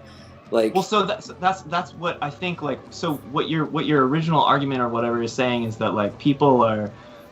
It comes to a point of how much you care about yourself, how much you care about other people during a pandemic or whatever, and then what happens is that so many people move on with their lives, they don't care, that it eventually starts to take a toll on the people that are trying to care, they start to fall off too. Well, but it also just makes everything shitty for people that have to work in these places. Like, I managed a frontline staff that had to deal with anti-maskers, and it was like one of the most brutal things I've ever gone through. Like, as a manager of people, just watching people just break down and quit and have to deal with like telling adults like follow the rules, and they say okay, and then they stop following the rules. It's like how old are you? Like, I'm sorry, like, zero tolerance. Like, get the fuck out of here. Like, what is your problem? Why can't you just follow the fucking rules? I don't care if you agree with them. They're the goddamn rules, you know? Right, yeah. Well, so yeah, like, that's why I you know... And if you want to live in a lawless swamp where people go to bars and fucking, like, cough in each other's faces, like, that's great. But, like, COVID is not the flu. Like, there's a big fucking difference. Like, edgelord I know culture. That. I didn't say that. like seriously, like, I'm just so. But I didn't say that. The only reason I brought up the flu is because it is like an astonishing number of people die. Yeah, but that's like the oldest COVID straw man in the book. Everyone brings it up. Point. That's not my fucking point. My point is that you're always going to have people dying, and that there's this like idea that we're going to stop COVID, and it's not going to happen. No one's saying we're going to stop COVID by masking and it's all about containment, you know. But we're going to end up returning. Like, I understand. To this, I understand like the place. doomer argument. We're all going to die, and no one's ever. There's always going to be one person that doesn't follow the rules and then spreads it to everyone else. Like, I get it, Tech. I'm just saying, like. It doesn't mean that you shouldn't try your best not to fucking spread it around, you know? Like, if you want to put yourself in harm's way, that's great, but I'm about to go down there to open a bank account with you. Like, please don't go to a bar and have people spitting in your faces before, like, I see you, so I don't, like, bring it to Ohio and give it to my 95-year-old grandma so she fucking dies, and then I come back to Philly, you know? Like, I don't want to do that, so, like, let's be chill. And you can think, like, I'm a pussy or whatever, or that I'm, like, buying into some, like... All right, boys. Just some, like, joke about the illusion of safety. Like, this isn't taking off your shoes before you get on an airplane. Like, this is, like, basic fucking science. And it's so easy. And it's... whatever. It's cool. It's cool. I just, like... it's like doomer shit. Like, it's so fun. As Claris. It's great. We can get on Twitter and we can make our jokes, but, like, enough is enough when you live in the shit and you see this shit all the time around you. Like, did you guys know that Claris is using a Samsung 955 DF monitor, and it has a resolution of 1200 by 1600, refreshes at 75 hertz? That's pretty impressive for a CRT. Well, she kept it over so we wouldn't have that information. This isn't some commercial, you know? Look, Tech, I love you and I respect you. I don't go to bars, bro. You just said you did. You just said you fucking went to one, and how crazy it was. Like, that's Brandon awesome, donated man. $2.10. I'm staying the fuck Please home. stop fighting, Have Mom fun. and Dad. Thank you, Brandon. We're not. It's fine. Thank you, Brandon. Like, look, No bank account is being opened anytime soon, so it's all that's good. okay. It's all good. But everyone wants to act like they know more than everyone else, but no one knows fucking shit. I know, So why don't we just do our best? You know, what's wrong with that? I'm banking on the fact that that CRT monitor is better than any LCD you could buy today. Well, maybe. I think that's true. Well, look, I'm just saying my piece. That's all. That's all I'm saying. I'm allowed to say my piece. Dude, you're allowed to say your piece. Mine has a mine does not have a shadow mask, but there are nicer models of the Samsung SingMaster series that came out as late as 2003 that do have shadow mask displays, which are arguably the most perfect tubes in existence. Kevin, this isn't a very successful pivot. I'm sorry. I don't think anyone... Says you. Yeah, I'm gonna take us. We got Joe engaging in the chat. He says VGA baby. Hell yeah. I'm going to pull us out of the past real quick. We're gonna go back to the future, if you will. I think there's something there. Someone write that down. That was a lot faster than our time travel segment to go back. Vomit now from the time shock. Yeah. It's easy. It's easy to come back and harder to go forward. Oh, that was Well, just that's it for me and Tech. I silence. mean, like we just carry the show, so it's like You meet guys the can press. agree to disagree. Well, we're not even necessarily disagreeing. Like, Tech and I both believe the same things. I'm not trying to make you look bad, Tech. Tech and I just have different outlooks on life. My Friendship with my 4:3 point was- aspect ratio is over. 16:9 is my new best friend. My point was what JPEG said, which is that we become numb to what an acceptable number of deaths is. That's all I was saying. I'm not saying that I never would ever say that you shouldn't wear a mask. I think what triggered my me even talking about it was that there was like this thing that I saw on Twitter that was like, they were like, we need to start double masking. And even if that's true, like, fucking good luck getting this to go. Well, yeah, through. I mean, like, the media that's is... what. That's what my point is more just like it's going. Misanthropy. I saw that. I mean, I had it's the sad. same. I had the same exact response, Tech. Like, I understand. I hear you, and it's like everyone is already clearly at their limit. It's they're not gonna do it. Like, some people are, but I don't know. It's whatever. We get you. We feel you. I Yeah. get that you're not being anti-mask. No, or I'm sorry. anything. I hope you Yeah. don't feel like Yeah. I was trying to make you look How about bad. double It was condoms not- for birth control? I think we just let you talk for long enough about it that you talk yourself into a vibe that made it feel like an argument between you and James. Because we've had this argument in real life before. Is the problem? We got into it in November. Me, Keith, Yeah. and Tech had this real and we were like shaking as we were like trying to make our points, like emotionally charged discussion Whoa, about that's- COVID. And it's not. We don't even disagree about like what should be done or like what's going on. It's not that. It's like deeper than that. It's about, I don't know, concepts I am a more nihilistic person than James is. And I think that nihilism is as bullshit as you think love is, And so that's where the disagreements come from. And that is it's the synthesis of those two extremes that makes Death's dynamic shroud so dynamic.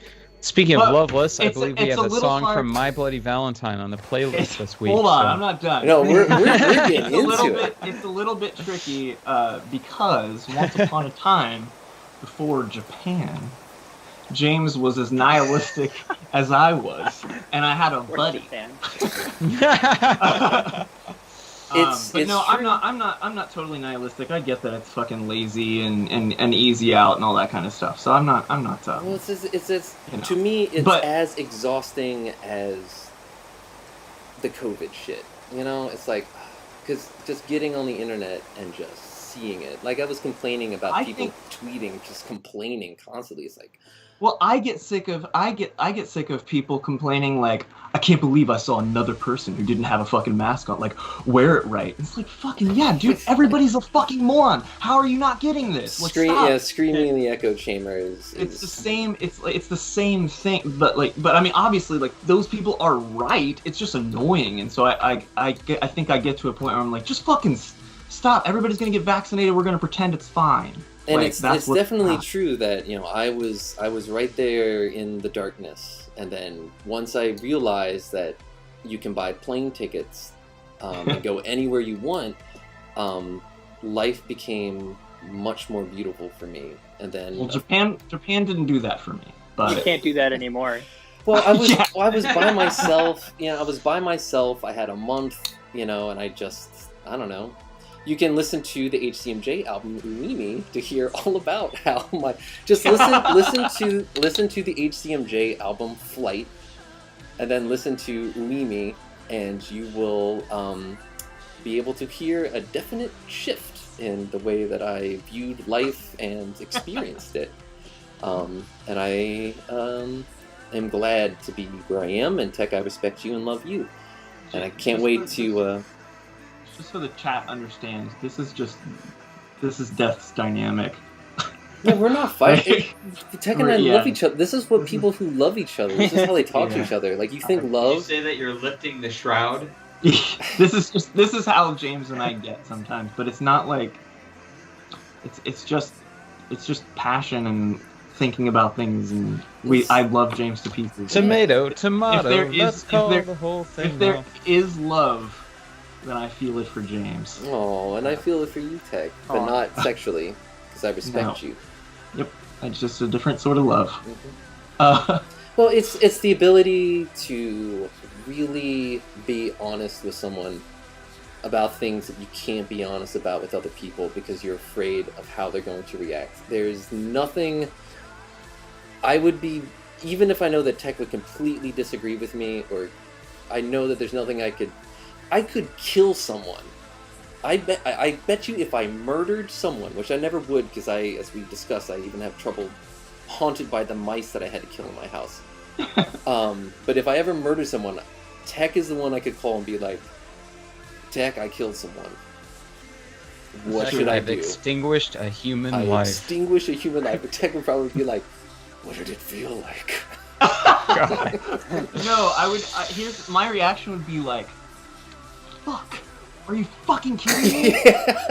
Fuck, dude. Probably, You know? Oh, by the way, the mouse... So I was just going to say, the mouse situation is handled. They're all gone. So I caught 2 in the traps, and then Claude caught another one. He was playing around with its body. I was like, all right, Claude, that's enough. I found it. And we got rid of that. And so all told, there were 5 mice that were destroyed by either myself or Claude. And there have been no more signs. Okay. So their little bodies went out with the trash today. So Congratulations. Rest in peace, buddies. Sorry. Buddies. Okay, Well, let's do the thing. The thing. Let's do the fucking. Literally, I'm using thing as like I can't think of what it's called. I understand. The playlist. I did a thing. So this is, by the way, Bilbo Baggins and Gollum, as portrayed in a very old adaptation of The Hobbit. So, for anyone who's ready to besmirch the work that Peter Jackson and the fam have done, just remember, it could have been like this. How many comments down is the first comment that says, looks better than the Peter Jackson Hobbit? Probably not very far. Uh-oh, what happened to that window? Hold on, folks. We might be in a bit of a pickle.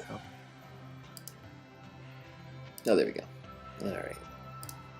So we're going to do the playlist? That's the plan right now? Sure. Did you get my playlist submissions? Oh fuck! I gotta pull the trig on the za. It's a National Pizza Day.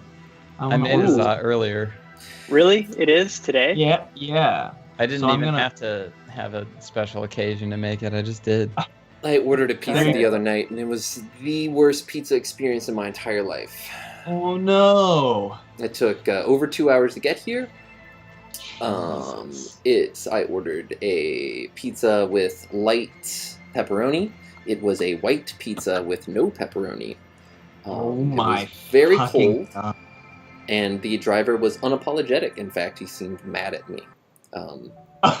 And so gotta love the city's customer service. Yeah, the city is. Did you tip him well at least? Yeah, I mean, I had prepaid like a $8 tip because it was Super Bowl Sunday. I mean, that was the problem, right? And I forgot it was Super Bowl Sunday. That's the problem. I don't care about sports ball, dude. How about that, Tom? Touchdown, Tom. Touchdown, Tom. Again. Hey, I marched through the streets of Philadelphia screaming "fuck Tom Brady," so I'm on one side of that equation. There's no going back. I'm proud of my boy Tom.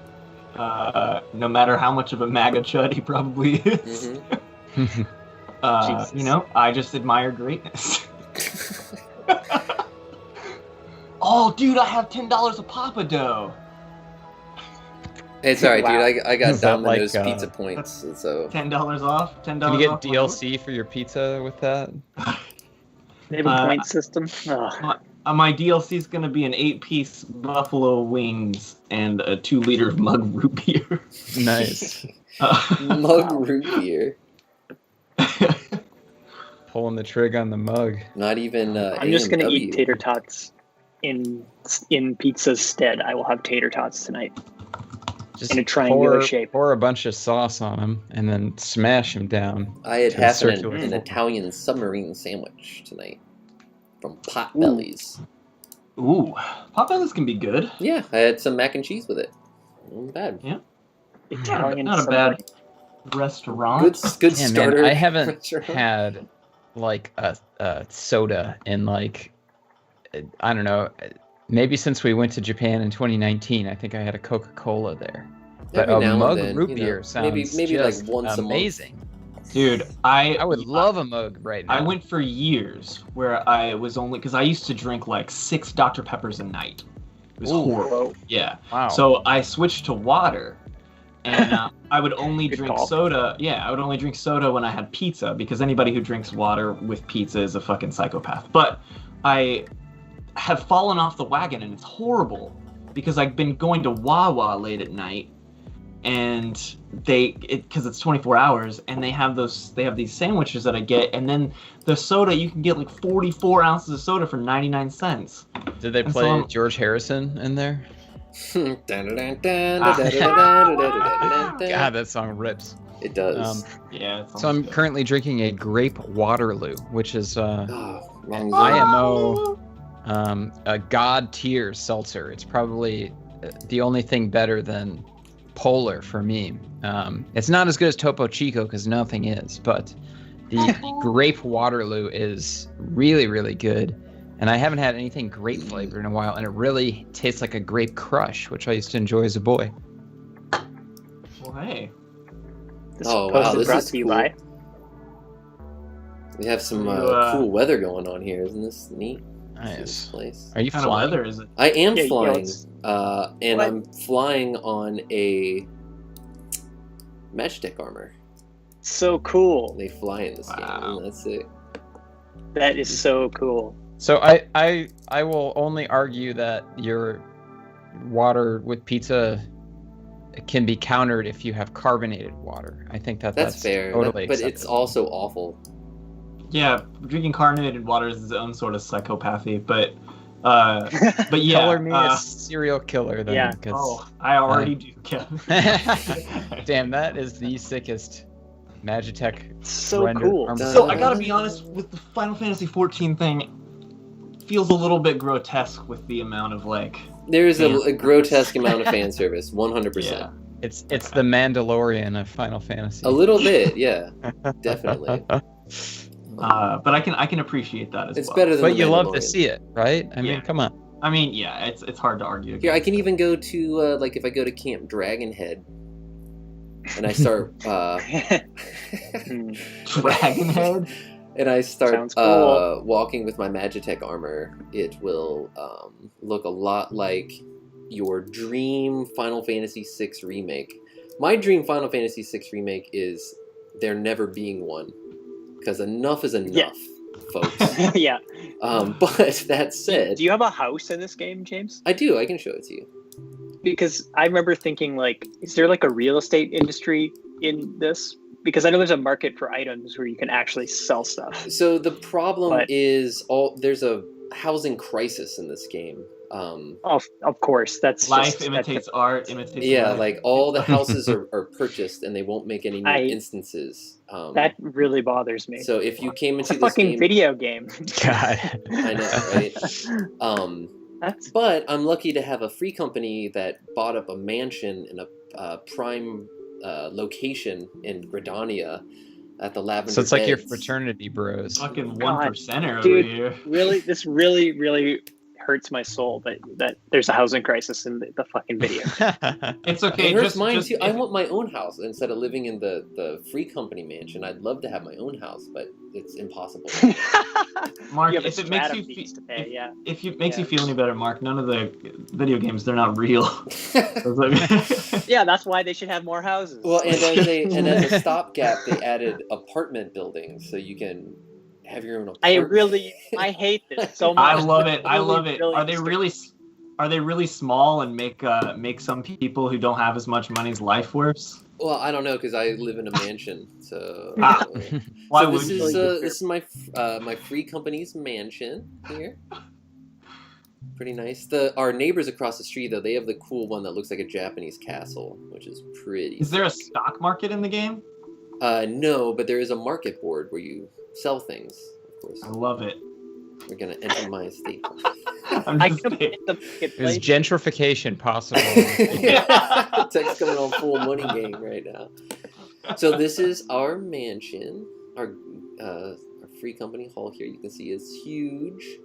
We have the cool little Moogle chandelier here. We have a floating Moogle because we're all Final Fantasy XI players, so we wanted to make it kind of like a Mog house. Isn't that cute? That's cute. That's cute. And then let's go check out my room. This is where the Is there, magic like, happens. App in the game that you can load up and scroll through before you fall asleep. So here's my room. Where's the stew? So my equivalent of the stew is I sit here and I work on these documents. So you can see You're cooking. I'm cooking in the stew. Cooking up docs. I'm very busy. So I got just stacks of papers. Doc round the clock. Yeah, over here is where I store my artifact equipment, where I can call up my retainers to check on my market items. This is my jukebox. Right now it's playing a very rare song that I had to farm some old guild leaves to get enough points to get a hold of. And I have this cool partition here, a little photo up there, and then this is out for Christmas still. My real life Christmas tree is still up. It will be coming down. You've got great taste in plants. I see you got a parlor palm in there. Yeah, and I some, have some nice creeping ivy. Yeah, I made these myself. I'm a bit of a carpenter in the virtual world, so I made most of this stuff myself. This is my hearth. You can see. Got that actually gives me IRL ideas. I've been wanting to put a planter in my living room in front of the front bay window. So. Well, all you have to do is go to Outer Lanasia and get yourself some seedlings. Combine that with some walnut lumber that you harvest, and there you go. Nice. With a dash of generational wealth, and then you can have your own mansion with your and own entitlement. You know, this is honestly, this is more like my stew because this is my carpentry table. So this actually gives me a carpentry buff when I use it here. But where the real magic happens is behind this planter wall here. That's the bed. Bleh. Ha ha! So you got this Magitech armor, but I see you're using hand tools on your carpentry bench. What's up with that? Well, there are You some. don't have like a Magitech table saw. You got a bat. So Like a Magitech miter saw. The Magitech Final Fantasy XIV is a game in which, much like Final Fantasy I, hey, thank you, Riley, guys, say I know a place and then take you to the Moogle Mansion. That's funny. Thank you, Riley. The Moogle You're the best Mansion. looking guy here. I love that. But yeah, so much like Final Fantasy I, Final Fantasy XIV is a universe in which there is an ancient civilization that has long since vanished from the Earth that left behind super advanced technology that they figured out how to use some of it, but like not all of it. But of course, there are all the terrible mounts from that you can expect in any MMORPG, including motorcycle and the car from Final Fantasy XV. You can get Cloud's motorcycle and Noctis's car, and they both fly. Cool. They both fly? Mm-hmm. So for the That's my suspension of disbelief breaks there. Yeah, I see Tech. So we're calculating going to go instead. ahead. Yeah, we're going to go ahead and jump to the playlist review, and to do that, we're going to go back in time again. So everyone, hold on to your butts. We're going to see this animation again. Here we go. Cuckoo clock sound. Cuckoo cock. Cuckoo cock sound. Okay.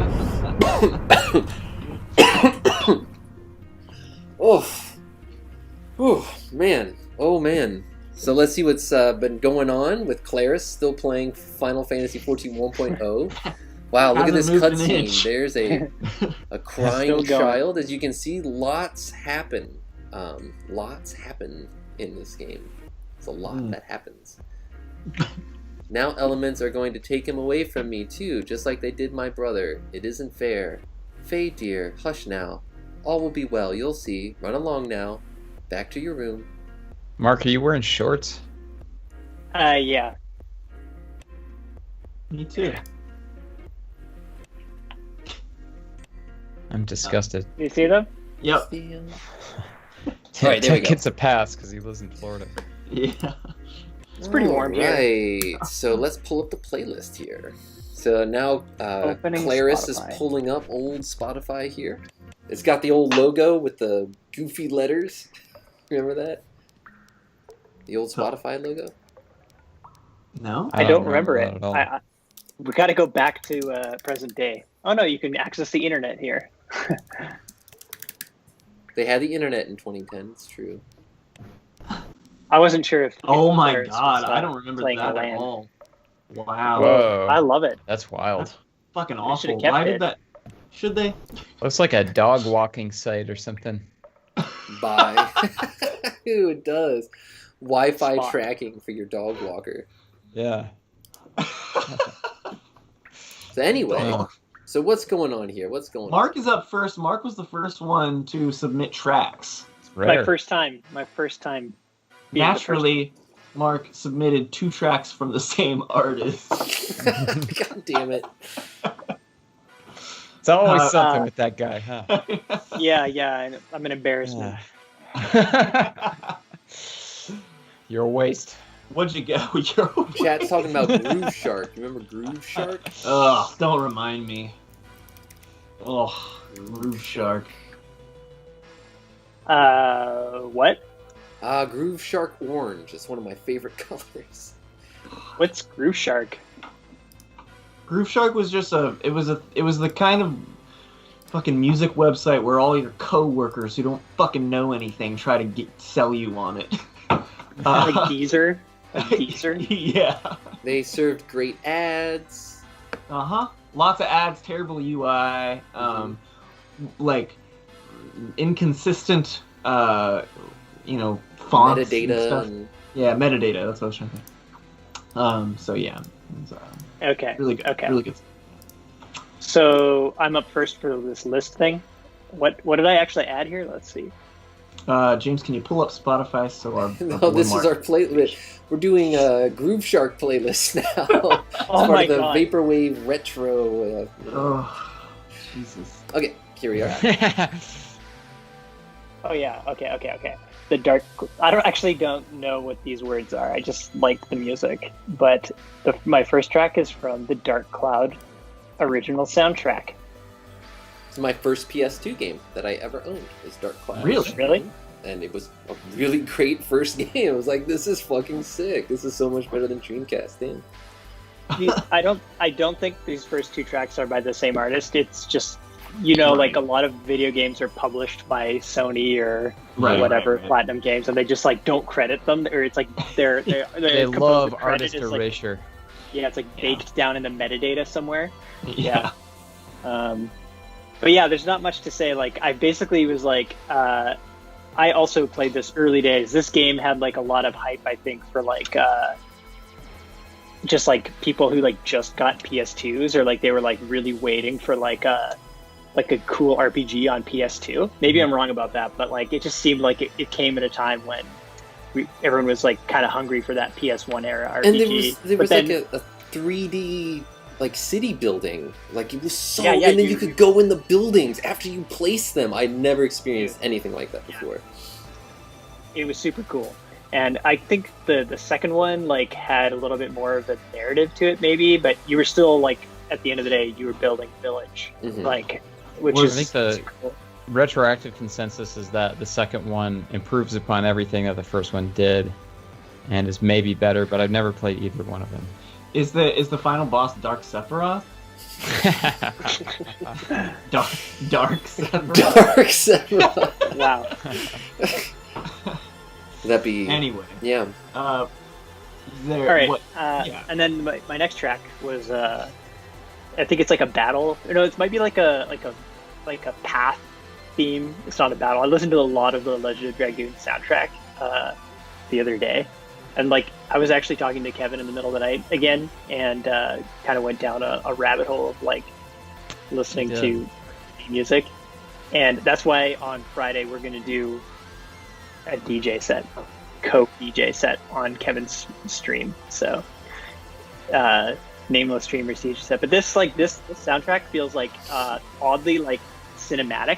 I feel like there's 2 or 3 composers on it, and like there's the cinematic like cutscenes are like feel like you're scoring a film or whatever, but then like they're like the battle scenes and like the action sequences are they're kind of like have these like break beats and like jungle beats just like slapped on top of like really lo-fi sounding orchestrations and stuff like that, and it sort of down sampled like pitched down like percussion and stuff like that. It sounds really cool and like really I actually played the game when I was a kid. Like I rented it, and I don't even like know how far I got. I think it took me a long time to get like through like first sort of act of the game or something like that, and then I had to return it. But I remember being like, it's one of the disc 1.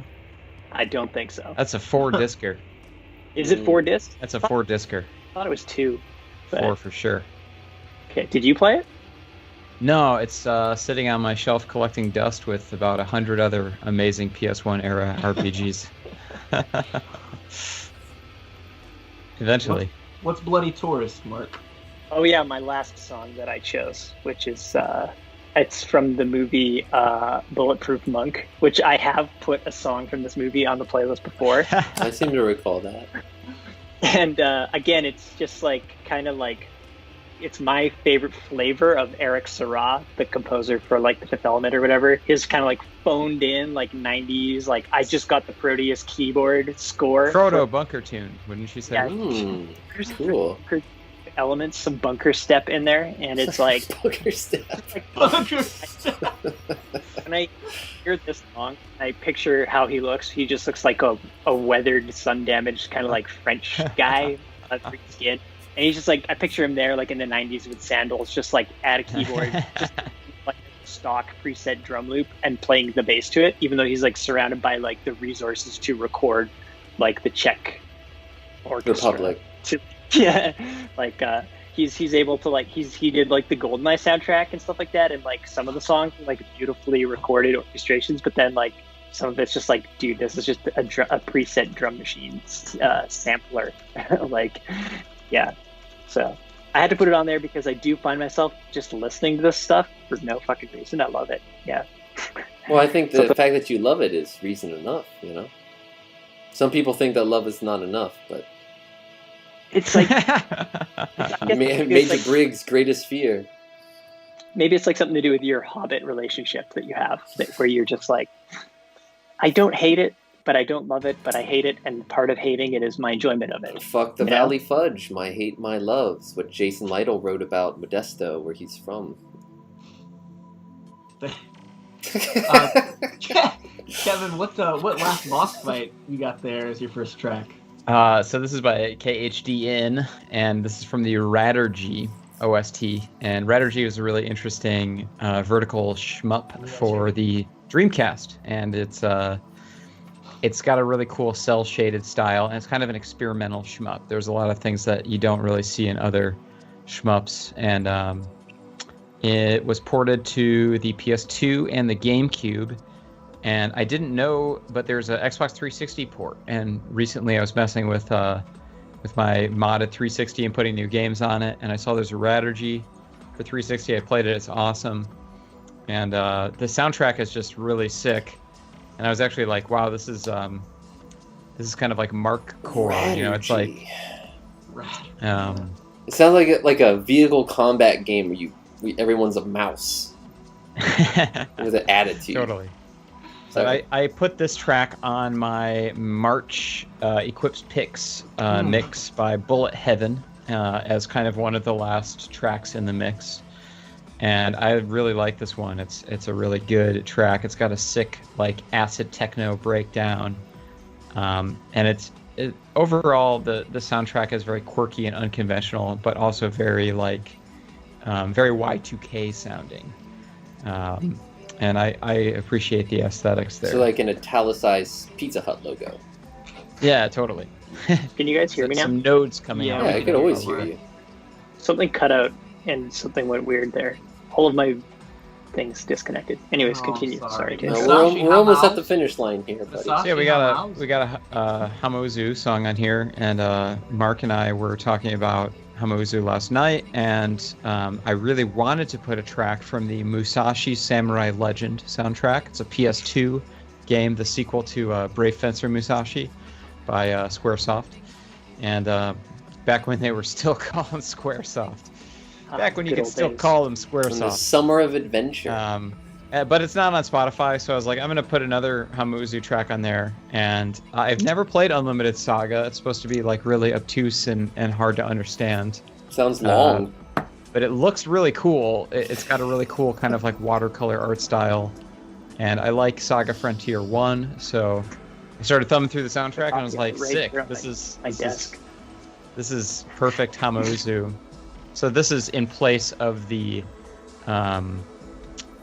Musashi Samurai Legend theme, which you should just go on YouTube and check out. It's really sick. Why don't you link it in the chat? I will link it in the chat. Good. Dude, Nier Automata. this game has a preview of Final Fantasy X-2 in it. What, Musashi? Yeah, no, Unlimited Saga. My dad just downloaded. My dad downloaded that.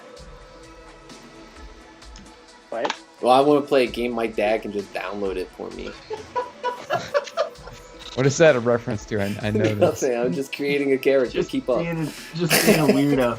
I swear I've Kevin, heard that something. I know. I'm workshopping.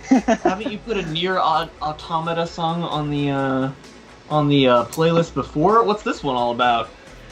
So yeah, the Nier Automata soundtrack is funny because I've only played the game about 3 or 4 hours in. I haven't gotten very far, and I'm only allowing myself to listen to like 2 of the songs on the soundtrack because I don't want to ruin it for when I play the game.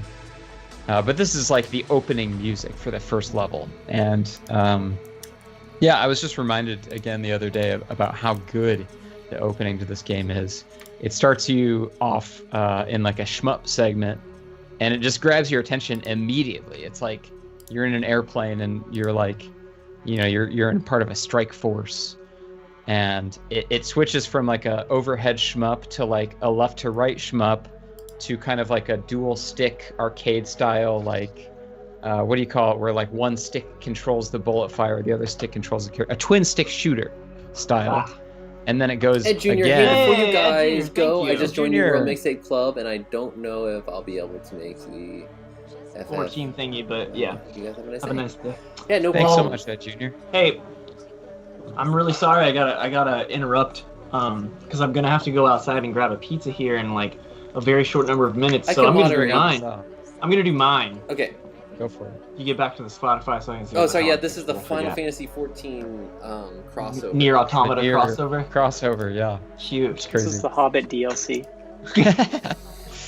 I picked. Oh yeah. I was listening to or I was thinking about Marilyn Manson's been in the news for all the wrong reasons. And I was thinking about how Mechanical Animals is actually a fucking like 90s masterpiece of an album, but it just sucks because it's by a fucking piece of shit guy. But I've always long theorized that Twiggy, the guitarist, was the real genius behind that album. And so I looked into it, and turns right. out that's true. Mhm. And so then I started just reading about Twiggy, and It's he also the genius behind 9 Inch Nails, it turns out. well, no, that's Robin Fink. Oh, I always get those yeah. confused, and I have But for years. Twiggy did go on tour with 9 Inch Nails during the With Teeth era. That's any- when I saw him in person. Oh, About that Johnny 5. Yeah, I saw that. But so dude. anyway, Twiggy has I learned that he has a project called Goon Moon, and so I looked These people. I looked it up. Less than 1,000 monthly followers or something. But anyway, I listened to it. An album called Liquor's Last Leg. Very strange album, Liquor. but you can definitely tell from the sense of chord progression throughout that album that he was definitely the one who wrote the songs on Mechanical Animals. Anyway, that's a fun song. Then I started thinking about One of Tricks Point Never, because One of Tricks Point Never was the one who was like the musical director of the Super Bowl event, which is just fucking insane. Super Bowl halftime event. Which is just crazy to think about. And One of Tricks Point Never did a remix for Nine Inch Nails' song called Find My Way, and the One of Tricks Point Never version is honestly better than the original version. And I don't normally think things like that. And then finally I picked God Lives Underwater, a song called Rearrange, because I was just in the industrial mode.